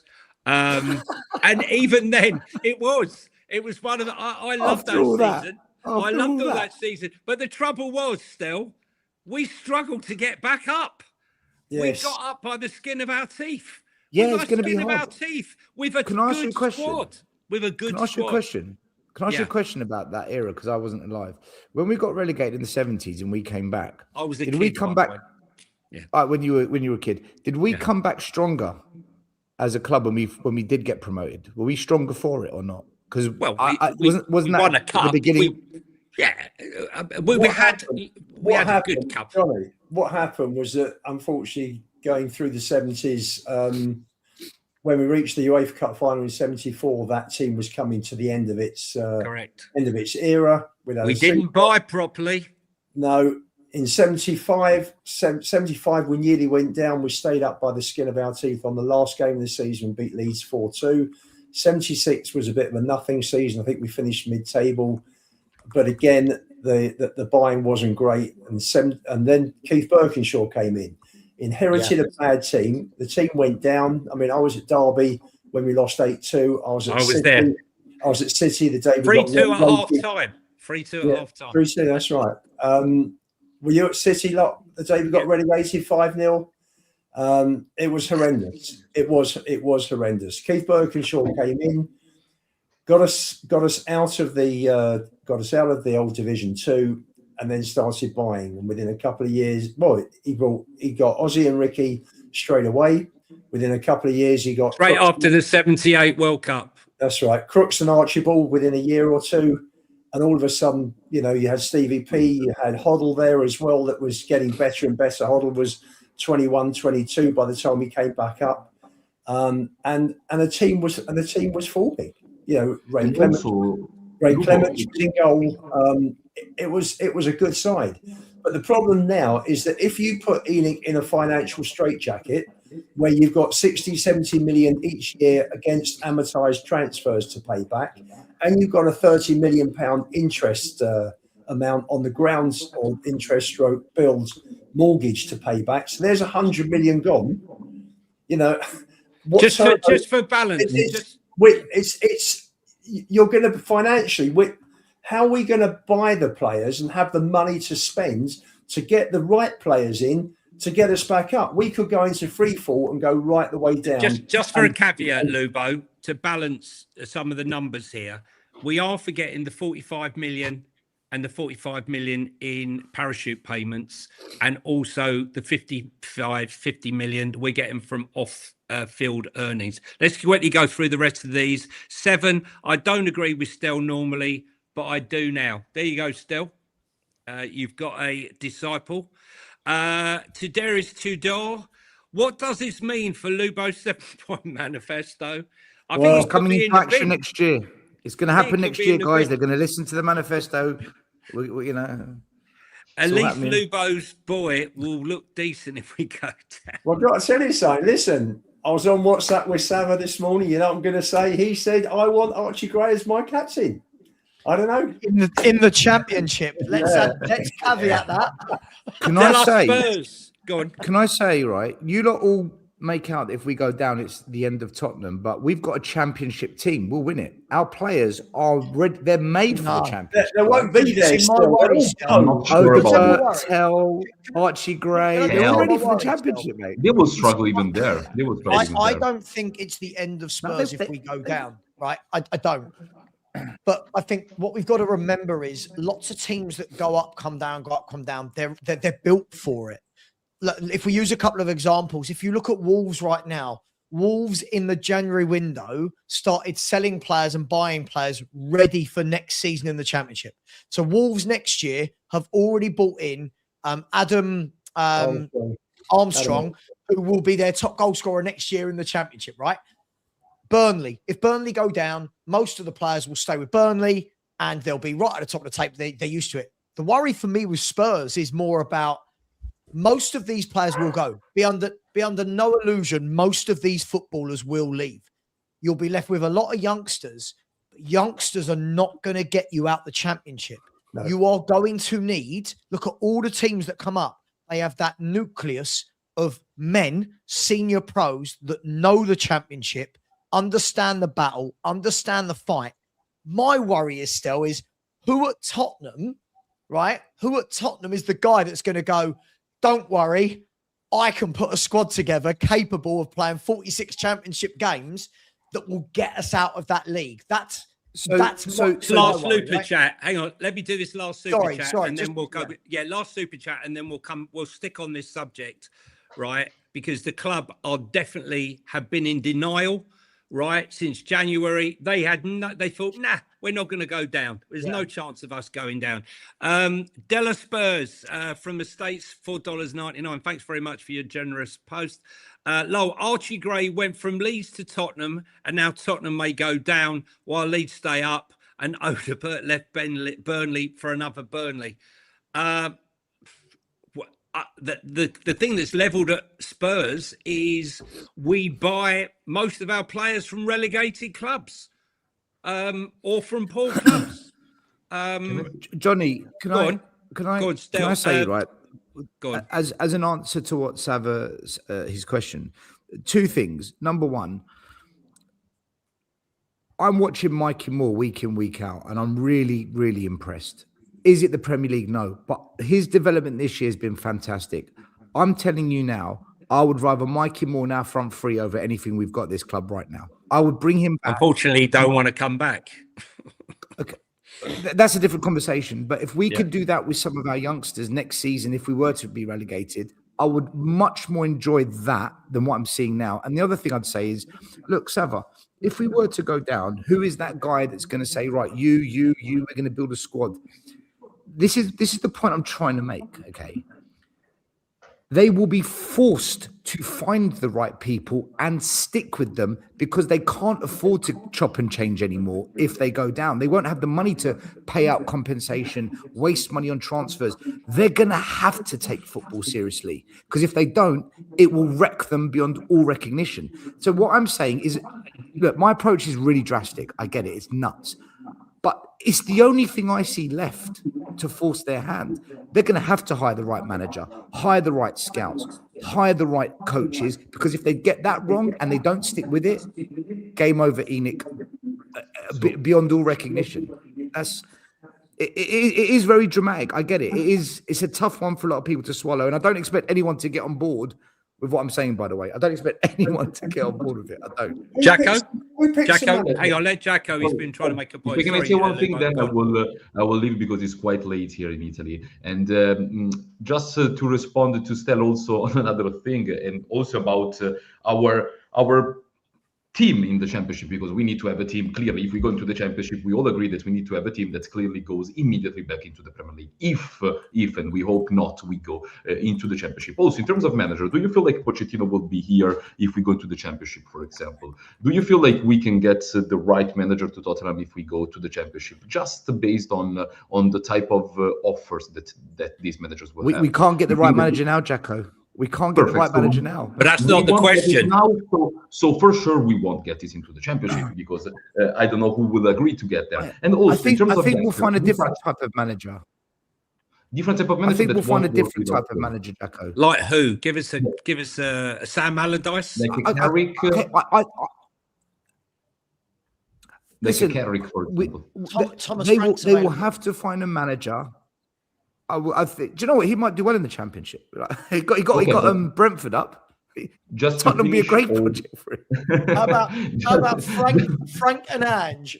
Ange can come in and sort out the attack, and Frank can sort out the defense. Yeah, exactly. No, but joking aside, that was a little bit of a doubt that I had, because in the moment that we're going to the championship, my worry is also what kind of manager was here to take the job with experience and with the good ideas that can get us back. And also the youngster that we have, because we need to work with the youngster. I feel like also people that are more experienced than me in terms of wages in the championship, we need to work with the youngster if we go into the championship.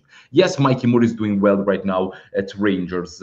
Other than that, I don't feel like we have a pool of youngsters that are clearly better than what there is in the championship. Like we have no talk. Like Mikey Moore, I repeat, I don't want to look like someone that goes and talk bad about Mikey Moore. But Mikey Moore is not a world-class player. He's a very good player on the rise. He will improve. He's not someone that will break completely the championship and make like 20 assists and 15 goals and completely destroy everything. If he's not Mikey Moore, who we have in the team that is not leaving, that is in terms of youngster that can do well in the championship. Jacko, what world-class players come into Tottenham anyway? What world-class players come to Tottenham anyway if we stay in the Premier League? We don't attract world-class players. So to say Mikey Moore's not world-class, so what? World-class players don't come to Tottenham. I'm saying that to get to immediately from the Championship to the Premier League, you need, as Tottenham, to be clearly better than the rest. You need to go into the championship and say, okay, we're clearly better than the rest. We had a bad season. Now we go immediately up. I don't have that confidence. We lose Kulusevski, Romero, Van de Ven. I don't have that confidence. We are a championship team. We are a championship team with Mikey Moore. Without Mikey Moore, we are a championship team. We don't have players that make us something that you say, if we go to the championship, we should be the team that everyone watch and they say, what is this guy doing in the championship? Jacko, what is Solomon. This player doing? Who? Manos Solomon will be Solomon will be absolutely brilliant in the championship. And isn't he still Solomon is better than any winger we've got at the club right now, other than Kudos. We don't have other one. than We don't have Kudos, one. Manos Solomon's better than any player we've got at our club, in my opinion. We don't have any. That's we don't have any. I am better than any other winger because I'm someone. We don't have no one. Well, maybe Jacko, maybe this is your chance. Maybe this is your chance. This is my chance. At 30 years old, after 2 injuries on the knee, that's why I'm joking. Joking aside, guys, if we go to the championship, it's the first time. Like I'm already very scared, but if we go to the championship, I don't even know if my imagination can go as far as bad as we will. Jacko, do you know what I think would work? And I said this on the phone to Lubo earlier. I think the way, if Spurs go down, by the way, just for the chat, I don't think we will, but if we go down, and Lubo, back me up, I did say this to you earlier, I think the hope you've got of coming straight back up is to turn around to Dominic Solanke and say, please give us 1 year, please. Because Dominic Solanke will get you out the championship with 25, 30 goals. True. My worry is if you don't, by the way, I don't think he's a great Premier League striker, but he would be in the championship. My worry is if you don't, then we're trusting Tottenham Hotspur to go and find us a striker that gets you out the championship with 20 odd goals, right? Now, I don't know who that is, and because it's not Dane Scarlett. Please don't think that that's going to be Will Lancashire, right? So I think that's how we would get out the championship. Let me tell sorry, you. guys, I need to say hi to you that I need to leave. It was absolutely Jacko, please wonderful tell us chat. about Jacko. Please just tell Yes. us about your channel and where everyone can. Oh yeah, find it's a new podcast that we created with two of my friends. It's Tottenham Touchline. If you wanted to search it on YouTube, we did the first episode Tuesday, and we will bring guests. And I'm very happy to be a guest of this show. So we will try to create a community talking about Tottenham, and that's it. It's a new project, so I hope that people will tune in and see if they like it or not. So thank you so much, guys, for giving me the Thanks for opportunity coming. to talk, and have a good night, guys. Have a good night. Thanks for having it. Thanks for coming, Jacko, Jacko. ciao Thanks bello, for ciao bello. Ciao. Ciao, ciao ragazzi, buona serata. Buonasera. Can I just say, when I'm looking at clubs at the beginning of the season, when I was talking with Sean, we were commenting about how amazing Sunderland's recruitment was. This was before they bought Granit Xhaka, who's been injured for a few games. There was a club that had made so many mistakes when they'd come up previously under different regimes, only to go back down again. I'm not sure whether this club is capable of doing this. Listen, Stel, I don't disagree with any of the ineptitude of this club and everything you're saying. I don't disagree with any of it. What I'm saying is I just believe that if we have a near miss, and I'm talking about a near miss that goes to the final day where they're sitting there shitting themselves, that everything's going to pot and wish we hadn't got rid of Daniel and all the rest of it, it will focus, I believe that will focus their attention to sort it out. Whether they're capable of sorting it out is another question. There are no football people on that board. I don't include any of them, and there lies the problem. Lubo said Johnny, that do you know- Jeff was joining as director of football in the summer, so Jeff's going to sort out Spurs from top to bottom, whatever happens, whatever league we're in. Hi, Is that right, Jeff. Lubo? Hi, Jeff. Yeah. I've got to tell you something. It's He couldn't do worse than Lang, could he? He couldn't do worse than Lang. This is why if Poch comes back in, if he comes back in, and if he brings back Paul Mitchell, between them they can organise, get everything up and running, because there is nobody on the board who is going to make the right decisions at the moment to bring in a director of football, to bring in whoever is needed, organise a scouting network. There's just nobody on the board with that knowledge, and that's the biggest worry. So it's the blind leading the blinds. And You're not too good to go down. You're never too good to go down. I'm looking at this West Ham team that went down, right? Paolo Di Canio, Jermaine Defoe, Trevor Sinclair, Michael Carrick, Joe Cole, right? Wow. Repka, David James in goal, Glenn Johnson, Nigel Winterburn. And then I'm looking at the Newcastle team that went down.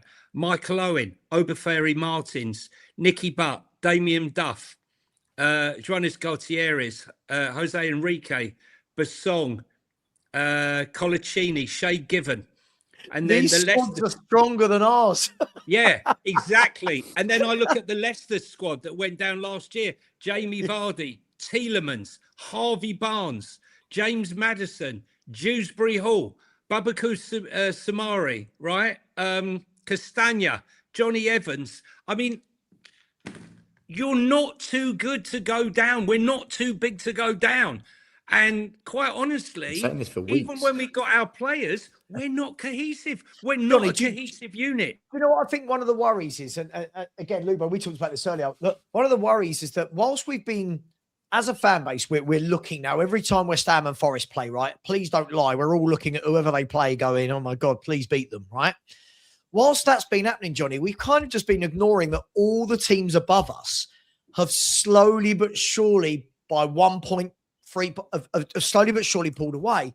And if you actually look at the table, Johnny, other than Leeds, I can't see that any of the other teams above us get dragged anywhere near this relegation battle. Because if I'm not wrong, Brighton are 9 points above. Brighton are 9 points above West Ham, right? 10 points if you add the goal difference. Palace are 10 points above West Ham, 11 if you add the goal difference. So if those two teams win 2 games, Johnny, in their last 11, it means that West Ham would need to win 6, right? And they're not going to win 6 of 11. So we can't even, my point of this is we can't even really drag anyone else other than Leeds United into this. And Leeds, who are good at home, have got Burnley at home, Wolves at home, Sunderland at home. They've got games where I go, yeah, I think you're going to be all right, Leeds United. But having said that, I don't think we go down. I think we stay up because I don't think Forest and West Ham will get enough points. Because and also bizarrely, we've got a horrendous home record, but the matches at home should be our saviour. We got Forest and Palace in March. We've got Brighton and Leeds, I think, in April, and we've got Everton in May. Can I just make a couple of comments? A couple of comments came in. I'm living off nostalgia with Poch. Do you know what? Half of what Poch did would be better than where we are now. And in terms of Paul Mitchell left because he wanted Batshuayi, Paul Mitchell left because he wasn't allowed to do his job.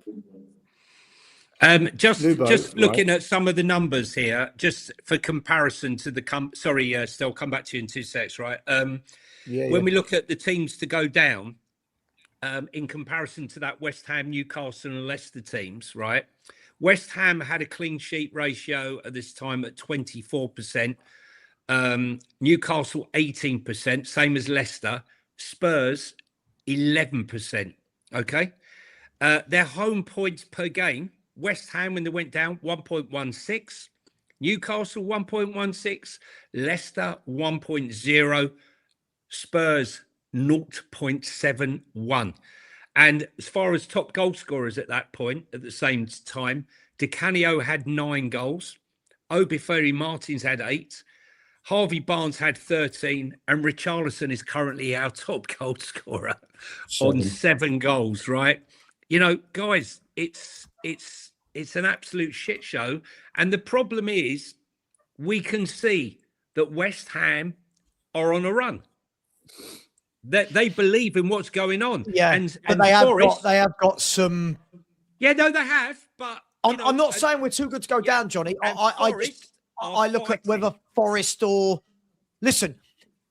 If we lose to Fulham, let's be brutally honest about this, guys. If we lose to Fulham, and those two both pick up a win by hook or crook, right? I don't think that will happen. But if that does, now we're in shit in our pants territory.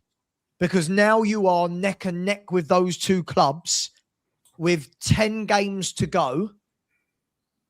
And we are in shit in our pants territory, right? But Tudor, he was brought in to stop this, right? He was brought in to stop this. Whatever you think of him, whether you like him or not, he was brought in to stop this. He's got 12 games as manager to pick up, 9 points as manager to keep us up. More than doable, right? He's got to find a way. As Lubo says, if you have to put 10 men behind the ball, if you have to pay the ref, if you have to cheat, just do it. Sorry. Go on. I was going to say, Lubo, you're super optimistic, but I'm way past that, man. I'm beyond being optimistic about Tottenham. In life, I'm optimistic. Moving, starting new life, building businesses, the way I am with when I go to the gym and things I do. When it comes to Tottenham, I have no optimism at all because I've seen enough. You wanted a manager change, you got it. It didn't work. You thought Frank would be the answer. The club disagreed with you because they got rid of him. They didn't want to back the guy that they were going to back. You were on board with the ENIC 2.0 in the beginning. Now you're against it. It's because you it's not a bad quality. It's not a bad quality. You want it to work, so you get behind it. But the reality is, and you know this, Lubo, it will never work with ENIC. They'll bring back Poch because they're lazy, because they don't want to do the hard work and put together a footballing plan. So by bringing back Poch, that'll answer the problems. That'll keep the fan base sweet. Bringing back Poch won't change anything if Vinay, if Lange, if the coaches, if the setup stays as it is. And for me, that's not going to all change. Maybe Lange, but that's not enough. And the other thing I wanted to say is,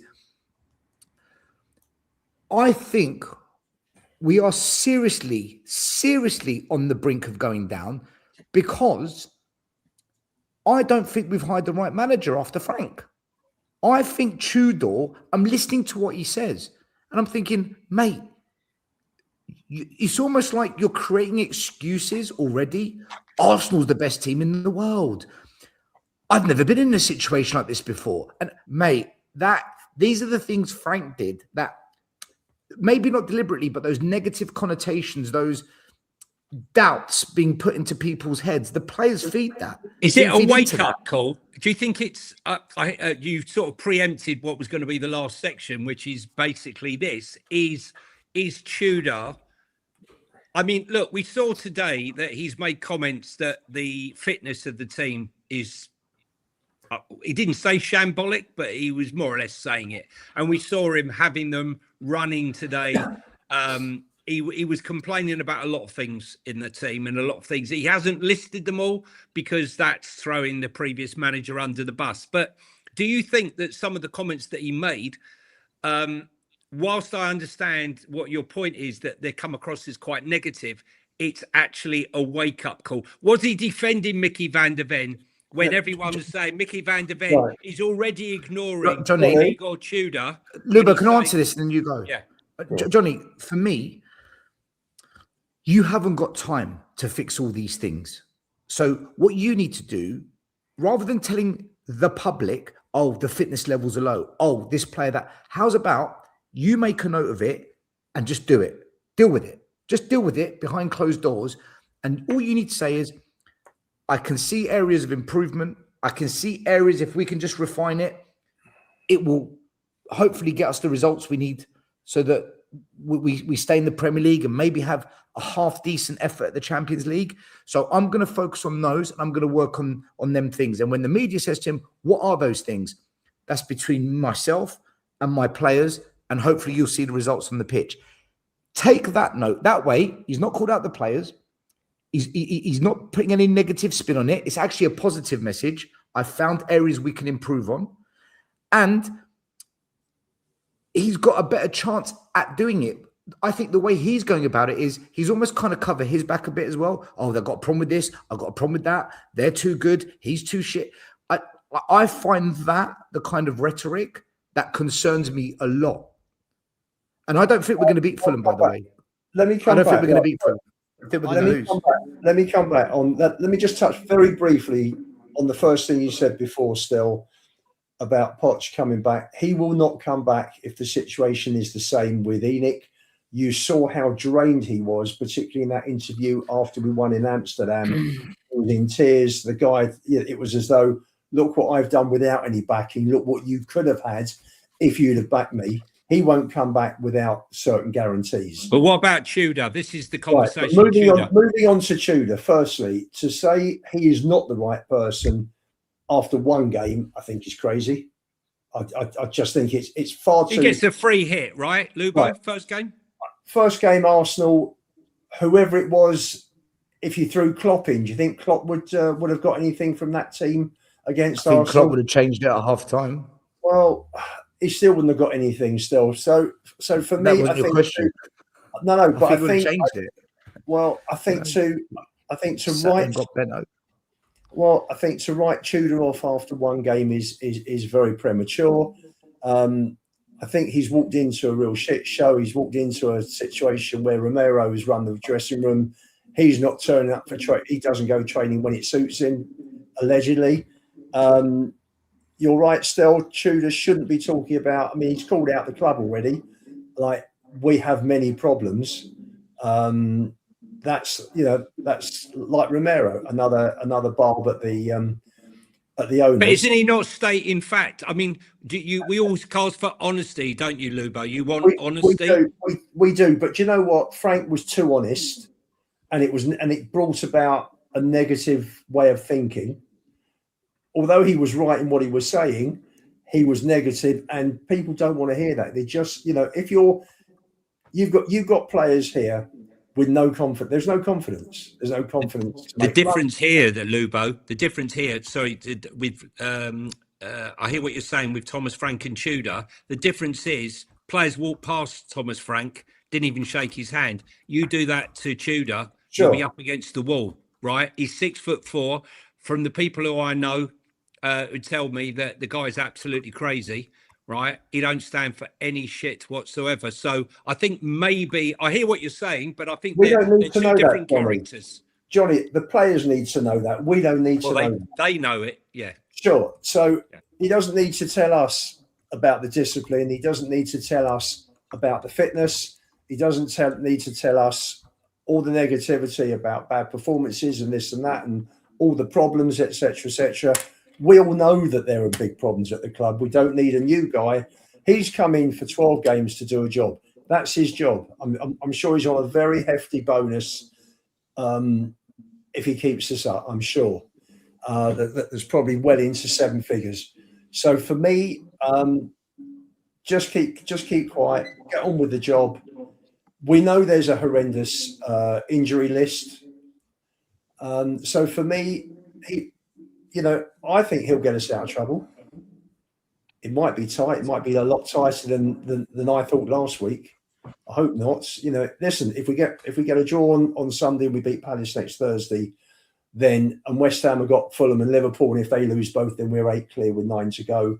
It's a completely if we don't, a lot of ifs, buts, and maybes. Just quickly, can I ask you a question, one Johnny? second, Stel. Yeah, 1 second, Stel. We'll come straight back to you, guys. You're in the chat. Can you hit the like and the subscribe button? There's loads of you in here. There's over 1,100 of you in here tonight, which is fantastic support. Really appreciate it. But loads of you watch and never hit the subscribe button. Doesn't cost you any money, but it helps the algorithm, helps the channel grow, which is what we're trying to do. And if you could hit the like button, that also helps the algorithm and show your appreciation for the guys giving up their time tonight. Sorry, Stel, go back. I wanted to ask Johnny Lubo something. If we don't beat Fulham and we don't beat Palace, right? Again, 2 big ifs. If we don't, are you gonna start questioning Tudor, or are you gonna say it's not his fault? Christ. If it's a big if, okay, so it's all hypotheticals. I don't think it's his fault already before he's done anything. Well, he was brought in as the troubleshooter, the fixer, wasn't he? So he's got to take some. He knew what he was signing up to. Sure. The situation he's walked into cannot be his fault. This is a situation that's been coming for many, many years. So for someone to just he'll get the praise if he turns it around, though. Yes, he will, because he would have turned a shit show into an escape route, wouldn't he? Basically. So if he doesn't turn it around, it's not his fault. There's got story. You can't have it always. You can't. Sorry, it can't. You can't have it right. Here's what I'll say, right? If everybody, and you said, Lubo, we had chats where you said anyone but Frank, and that's fine, but that means anyone but Frank. That means you're saying it's not just the players, it's the manager. So if it is the manager, then Tudor has to get us out of this problem, right? He does. He's been thrown into a situation where you've got owners, you've got recruitment, you've got managers, you've got players who are not of the level that Tottenham Hotspur deserve, and the fans. Sure, but he's taken the job knowing that he's got. But hang on, Lubo. Sorry, I've got to question this. Hang on, this is different, right? If you bring in a manager on a 5-year contract, you can turn around and say, "Well, bloody hell, this manager's picking up somebody else's mess." Recruitment. Igor Tudor, and by the way, I don't feel any way, guys. You've all heard me say this. I've never felt any way positive or negative about Igor Tudor. I don't care, right? But Igor Tudor has taken this job knowing that he's got 12 games, knowing what squad he's got, knowing what injuries he's got, knowing he's got no transfer windows, knowing who the owners are. He knows all of that. He knows none of that can change because he's not a permanent manager and there's no windows. So surely he has to now. And you just said, if he loses all the games this month, then for me personally, you phone up Harry and say, Harry, we need you. Get in. Okay, so can I ask you a question then on the back of what you just said to Stel, right? You said just now, I believe he is the right man and he will get us out of this. Can I just ask, and again, I've got no dog in this fight. I've learned off the No skin in the game. thing. No skin in I've the learned game. off the Thomas Frank thing. Never ever give a real opinion again. It's ridiculous, right? What on what evidence are you saying you believe he's the right man? No, Because I believe. Stell, to be fair, has said I don't think he's the right man. And to be fair to Stell, has laid out why. So why? The reason what why have you seen? the reason why I think we can get out of trouble is that I've seen enough in flashes through the season. Although it's been a really piss poor season, I've seen enough in flashes to think that if the players do get their act together, there is enough in the squad to get us out of trouble. And Yeah, but I'm asking about Tudor, not that you could apply that to Frank as well. So I'm asking about Tudor. There was no discipline in the squad. It was basically do what you want. Nobody took any notice of Frank. And if you've got a situation where the players are so demotivated that you see a first half like you did against Newcastle, that can't go on. So, But look at what. Sorry, hang on. But look at the shit I just watched against Arsenal. I was about to say that second half. So I'm sorry, look, this is what this is. No, Right, okay. Hang on. Can we call this for what it is? Look who we were If playing. you are- Look who we were playing. New manager bounce. hang on. Look who we're playing, of course. But under the previous manager, it wasn't look who we were playing. It was, oh, this is shit. Now, Igor Tudor's job, and I think this is where Stella and I will probably agree with each other, right? Igor Tudor's job as the interim specialist is I go in, I fix problems, I make teams better, like that. There's no such thing as it's Arsenal, it's a free hit. Now, from a result perspective, I agree. I think we all agree from a result perspective, if you had said, if I put a gun to all of our heads, we all go, yeah, Arsenal will win the game. But from a performance perspective, I at least thought, okay, new manager, he's been in their ears for a week, training with them for a week. I at least think, right, show me fight, show me passion, show me desire, show me it's different. It was exactly the same as before. So I'm asking you, what have you seen from Tudor? I'm not knocking Tudor, by the way. I don't blame him for anything.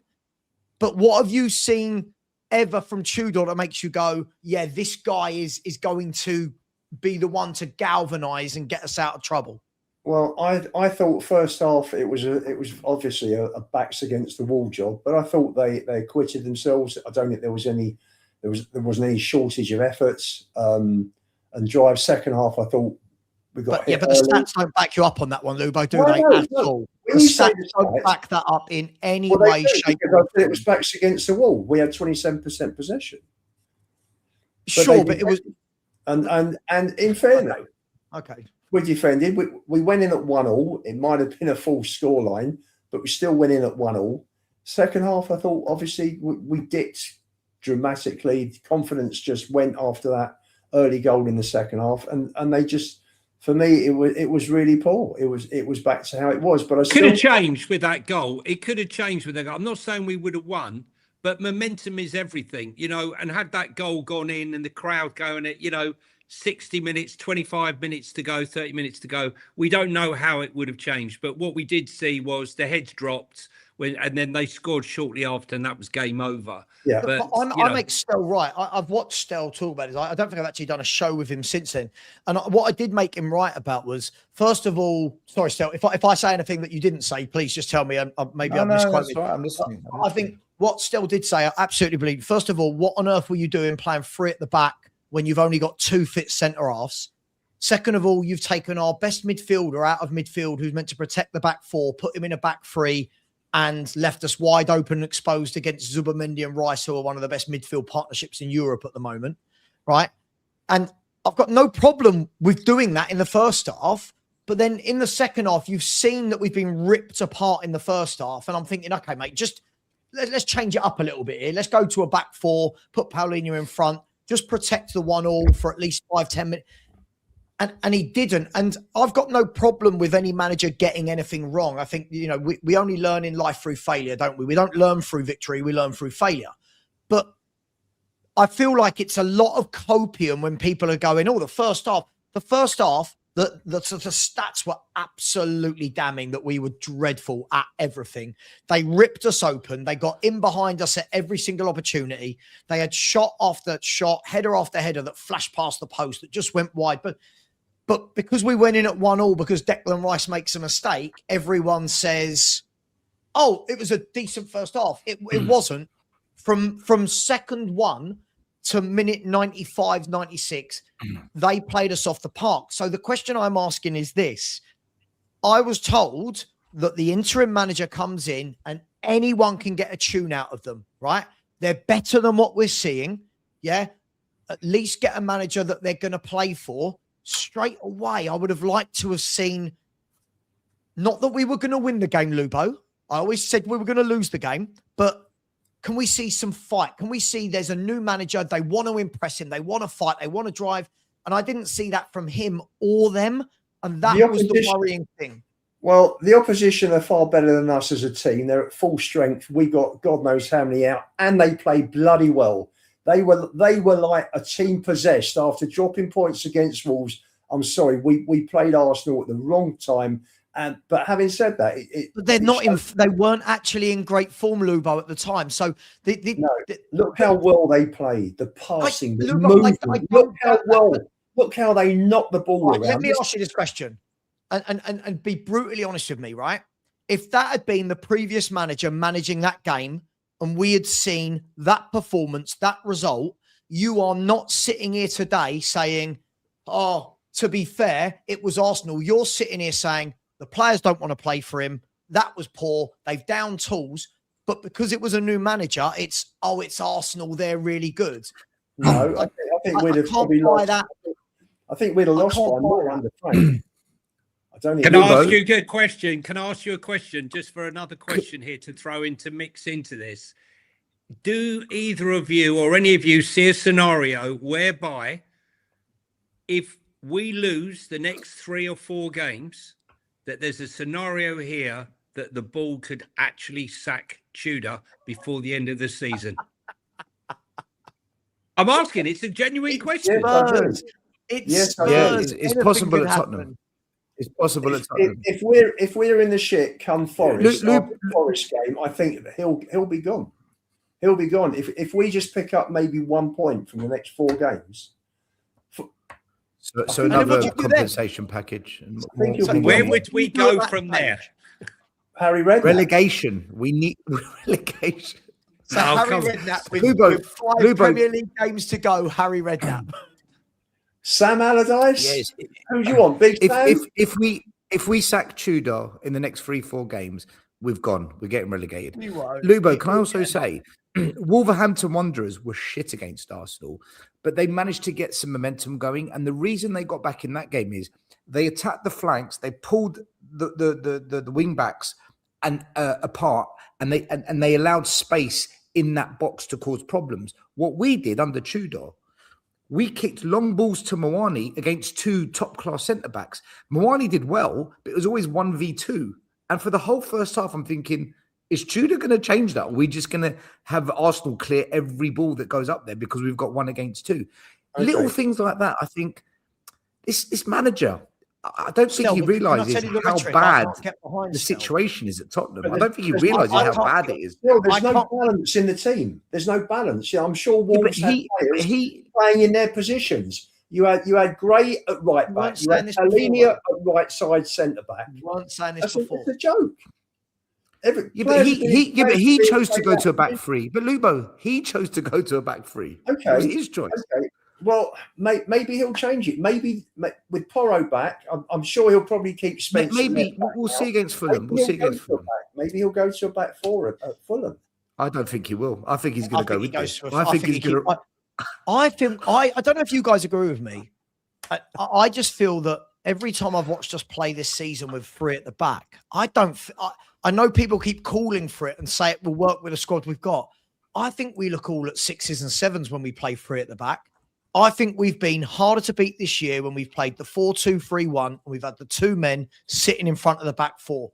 When we play the 3 at the back, you've got no proper width from the fullbacks. You've got no fullbacks None of the fullbacks other than Porro, when he decides to, can cross a ball or get forward and cross a ball. I just feel like I feel. Listen, I'm not like Stel. I don't think we're going to beat Fulham. By the way, I don't. I think they're a much better organised team than us. I think that we're an absolute mess. But what I can't sit here and say is an interim manager gets a free hit when you're in a relegation battle. That's his job. He's been brought in on big money for 12 games. You have to show us something immediately. That's why you changed manager. Didn't work for Amarin, did it? The three at the back, and and he kept sticking with it. And I'm thinking, this is a guy who's had a pre-season, worked the end of the season, and it still didn't work. Johnny, and this guy's going to come in and play three now. Johnny, can I say this? Because I've said this many, many times on shows, right? I think it gets misunderstood. For me, 3 at the back, 100% works for us against the bottom 10 teams because they don't have the killers to punish you. When you go to a back 3 against the better teams, they've got the killers up front. When you surrender that space, they hurt you. So for me, I want to go into a back 3 against the bottom 10 and against the top 10, don't do it. But what we do is we always do it at the wrong times, in my opinion. We do it when I know it's not going to work. I just know it's going to be a catastrophe. And then everyone will just say the 3 doesn't work or the 4 doesn't work.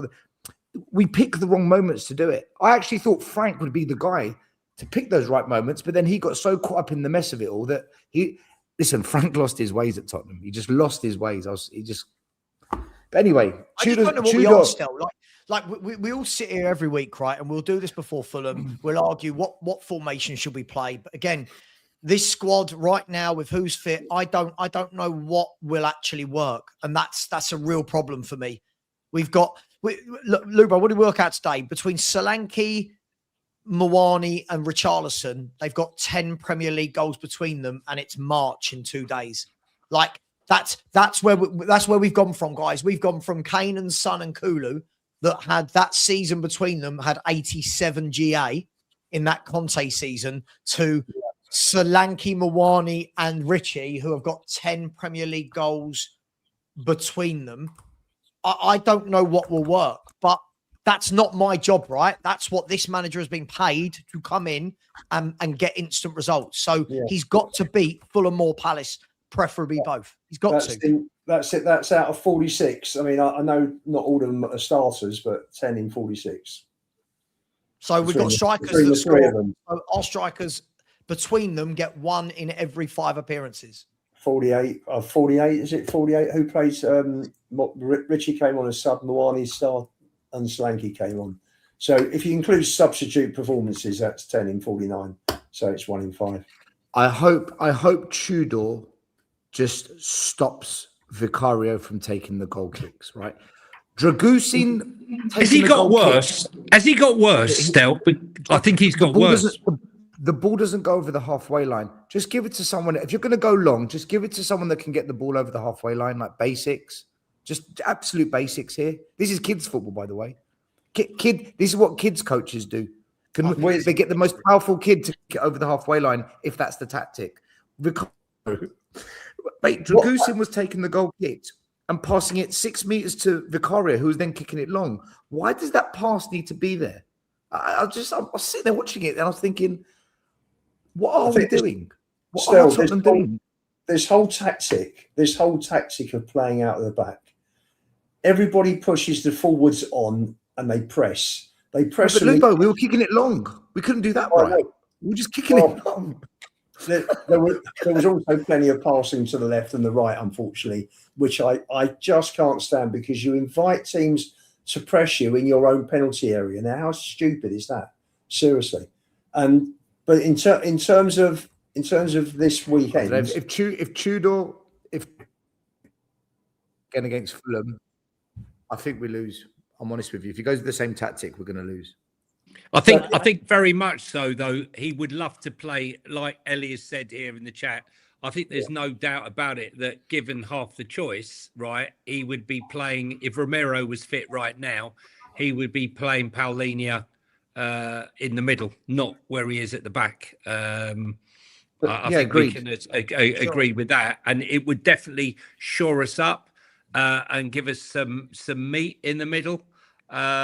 Johnny, what's the main issue that I've had all year though, that none of, like we talk about Porro coming back, Danso, none of these players that are coming back fit actually solve the main issue at Spurs that we didn't address in the summer or January, that we have not bought creativity or goals. Correct. Like Zero. That is my worry, that we can say, oh, Porro's back and Danso's back. So you get Porro right wing back, Danso at the back. Brilliant. Who's creating for those two strikers? It's a containing team. It's not a creating team. Exactly. 100%. And we don't have any wingers. That's the problem. There's people in the That's chat the problem. saying, go at them. With who? Who are you going at them with? These players are all defensive minded. Who are you attacking at them with? Simmons. It's not Xavi Simmons, that's for sure. He lost the You ball think- 22 times on Johnny, Sunday. He's on his own, Johnny, isn't do he? you think there's a case? Do you think there's a case for chucking Thompson on the subs bench on No, Sunday? mate. Listen, look, it's children. foolhardy kids at this stage. Unless he's seen something and he wants to give them a kick up the arse, I just can't see it. I can't see it. I'll tell you what I'd be doing. Everyone will laugh at me, but I would be playing Jed Spence at right back if we can get a left back. Jed Spence at right back, and I'd be playing Pedro Porro as far forward as possible, trying to whip balls in for Solanke. That's what I would be doing. And I'd have to play Richarlison on the left, probably. And I you don't play, know. in which case you play Sousa at left back.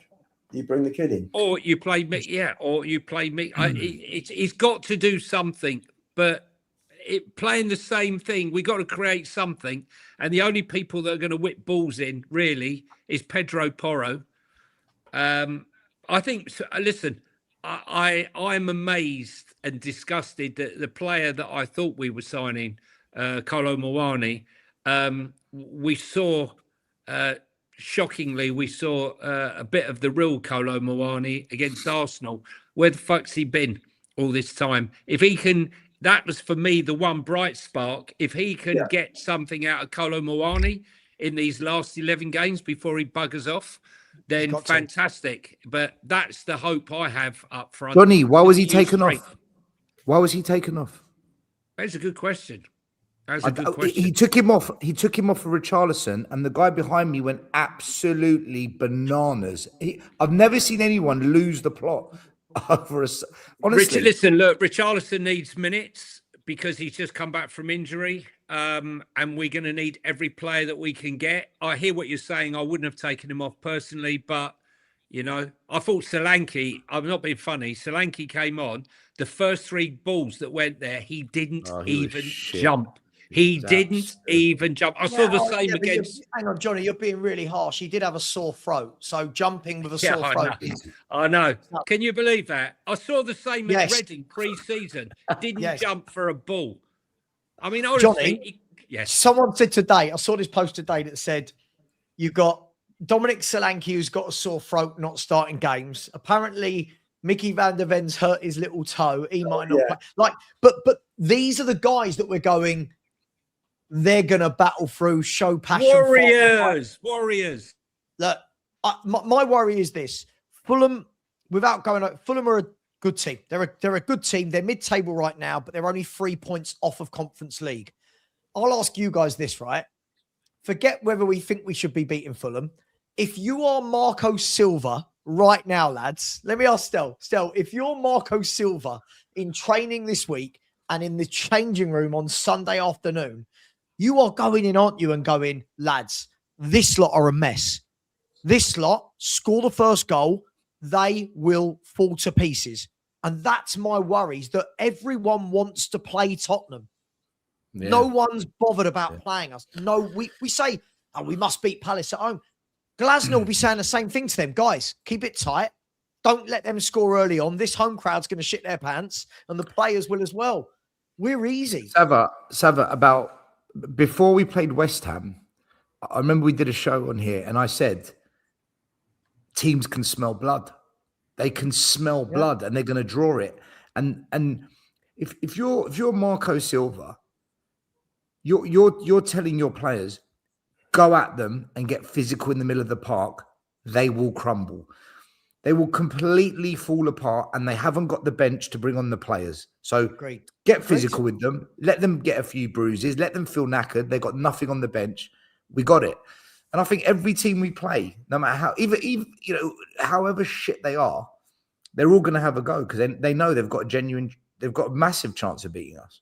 I'm calling it now. If Porro starts having not been fit, I'm calling it now that the left winger for Fulham, Kevin, I love that. When those Brazilians have one name, Kevin, I bet you he's going to have I love Kev. Absolute blinder because Porro won't be fit. He can't defend anyway. There's going to be massive gaps down that side. I'm calling it now. Clip this if this happens on Sunday. Don't if I'm wrong, because that's how YouTube works. Right? Clip this. Kevin will do something brilliant. What about Chukwueze? He'll do on the wing. Let's just do a couple of super chats.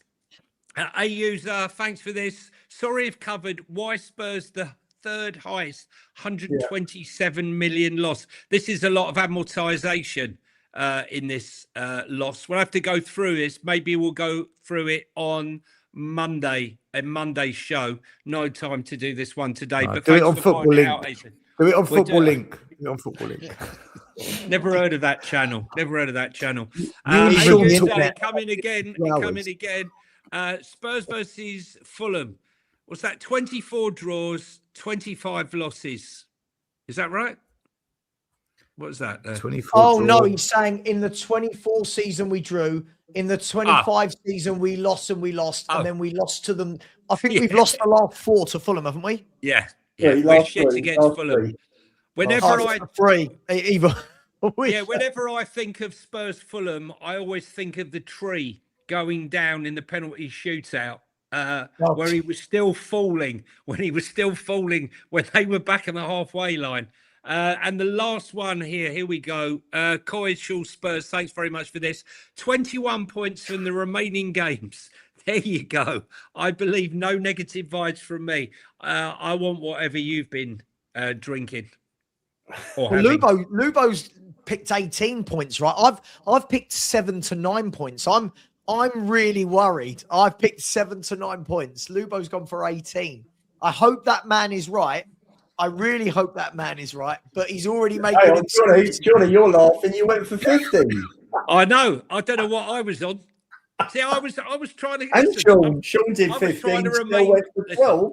Guys, and one of Stell's 12 was against Arsenal. Listen, I tried to remain positive. Well, that's a lie, but let's go with it. No, it's not. I've got everything on there still. Everything. I predicted 3-3 against Arsenal. No, that's Forest. You predicted. No, I predicted 3-3 against Arsenal. Remember, I said it's going to be crazy. Anyway, it doesn't matter. Right, I predicted 2-2. I predicted Desmond. Someone get down the bookies and put a $5 on Spurs to get 33 points from the last 33. See how much. Hang on. Meanwhile, for Sunday's game, Sean went for a draw. Stell went for a defeat. I went for a draw. Johnny, you've gone for a win. What's this against Fulham? Yeah, I did. Yeah, but you know what though? We made these predictions based on what we looked like then. We look worse now. We've only played Arsenal. Listen. How fucking bad must it be that we are doing pre-season training when we're in relegation problems? I mean, I still can't comprehend. We had 47 trainers down there. We had. I mean, how many people did we employ? Half of them have all gone, and they're out running, doing the basics that you would see Sunday morning. I mean, honestly, guys, can I ask a question about? We'll end it in a minute. We've been going for quite a while. Go on. Yeah, just a quick one. You know, last year, whether you believe it or not, right? Ange mugged off the league to focus on Europa. Let's just pretend that's what happened. Let's pretend. Yeah. Just because I can't. I'm argued out tonight, right? It's like whenever you mention Ange, I'm just waiting for all the comments from the chat about me and Ange. Like I'm just waiting for it now. It wasn't my fault, mate. It was nothing to do with me. Do you think that Tudor will have to do the reverse and mug off the Champions League and just focus on the Prem? Yeah. No, I think he'll mug off the. Listen, would it be not the most hysterical Spursy thing to win the Champions League and get relegated to the Championship? You are. What are you on, Johnny? Whatever you're on, mate. I'd like to. I mean, that would be Spursy. That would be Spursy. I don't think we can. I don't Mate, think it Bodo matters. And what I Glimt. mean by that is we don't even have a good 11. Who is it exactly that you're resting for the Champions League game in the hope that they win at the weekend in the Premier League? Can you imagine? Can you imagine? 18th, you know the rest. We won it. We were best. It was listen, it's embarrassing. And I'll tell you what, I used to cringe watching those last few months of Hugo Lloris. I actually can't bear watching Vicario. I can't bear it when he's screaming at Archie Gray at every mistake that he's made. Awful. He's awful. Lubo's keeper. Lubo's Yeah, but keeper. guys, hold on. You haven't Shocking. answered the question. You haven't answered the question. Do you think Tudor should mug off? Like, just forget Europe. Just don't even. I just don't know give what it that means, attention. though, Stel. I don't think know what we'll that means. naturally mug it Play, off, Lubo. play the kids, not take it too No, seriously, not train too hard No, for he it. won't do that. He won't do Morale, that. mate. No, he They'll won't want do to that. win it. No, They'll want to win it. No, I'm asking you, do you think he should in order to preserve us? Because No. I think if you suddenly Winning turn around to all those mentality. players that got you out the Champions League league stage, and you go, right, guys, thanks for getting us out the league stage. By the way, Byfield, Williams, Barnett, Thompson, you're all. I can't imagine, mate. I don't think it matters, to be honest. I think our best team at the moment, especially if we play Atletico, I think they will rip us apart in Spain. I think they will open us up like a can of worms. Mate, Bodo Glimt will rip us apart. They're mustard. They're brilliant. That coach, they've tried to get that coach. I think about 15 teams have tried to get that coach. He's not interested. That's who we need if we get relegated. We need to get the Bodo Glimt coach and a couple of their strikers. There you go. He's been offered top jobs. He's offered top jobs and said no. Let me tell you something. How good is Hauger? I mean, every round he's just honestly. He went to West Ham, AC Milan, and never did it.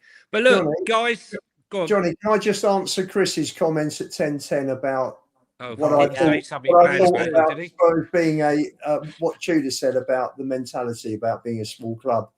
I hope I answered that before when I said that Tudor's just got to get on with getting, keeping the team. What do I think? I think he's wrong. This is still a big club that has been run like a small club, but it's not. But Tudor should not be coming in, opening his mouth and saying stuff like that. He's here to keep us up.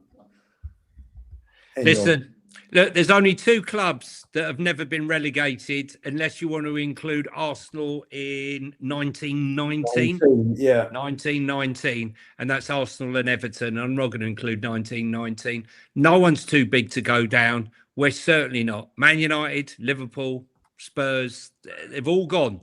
Many clubs have taken years and years to come back. I think Forest was 23 years out of the Premier League, a team that's won the Champions League twice, title winners, yeah?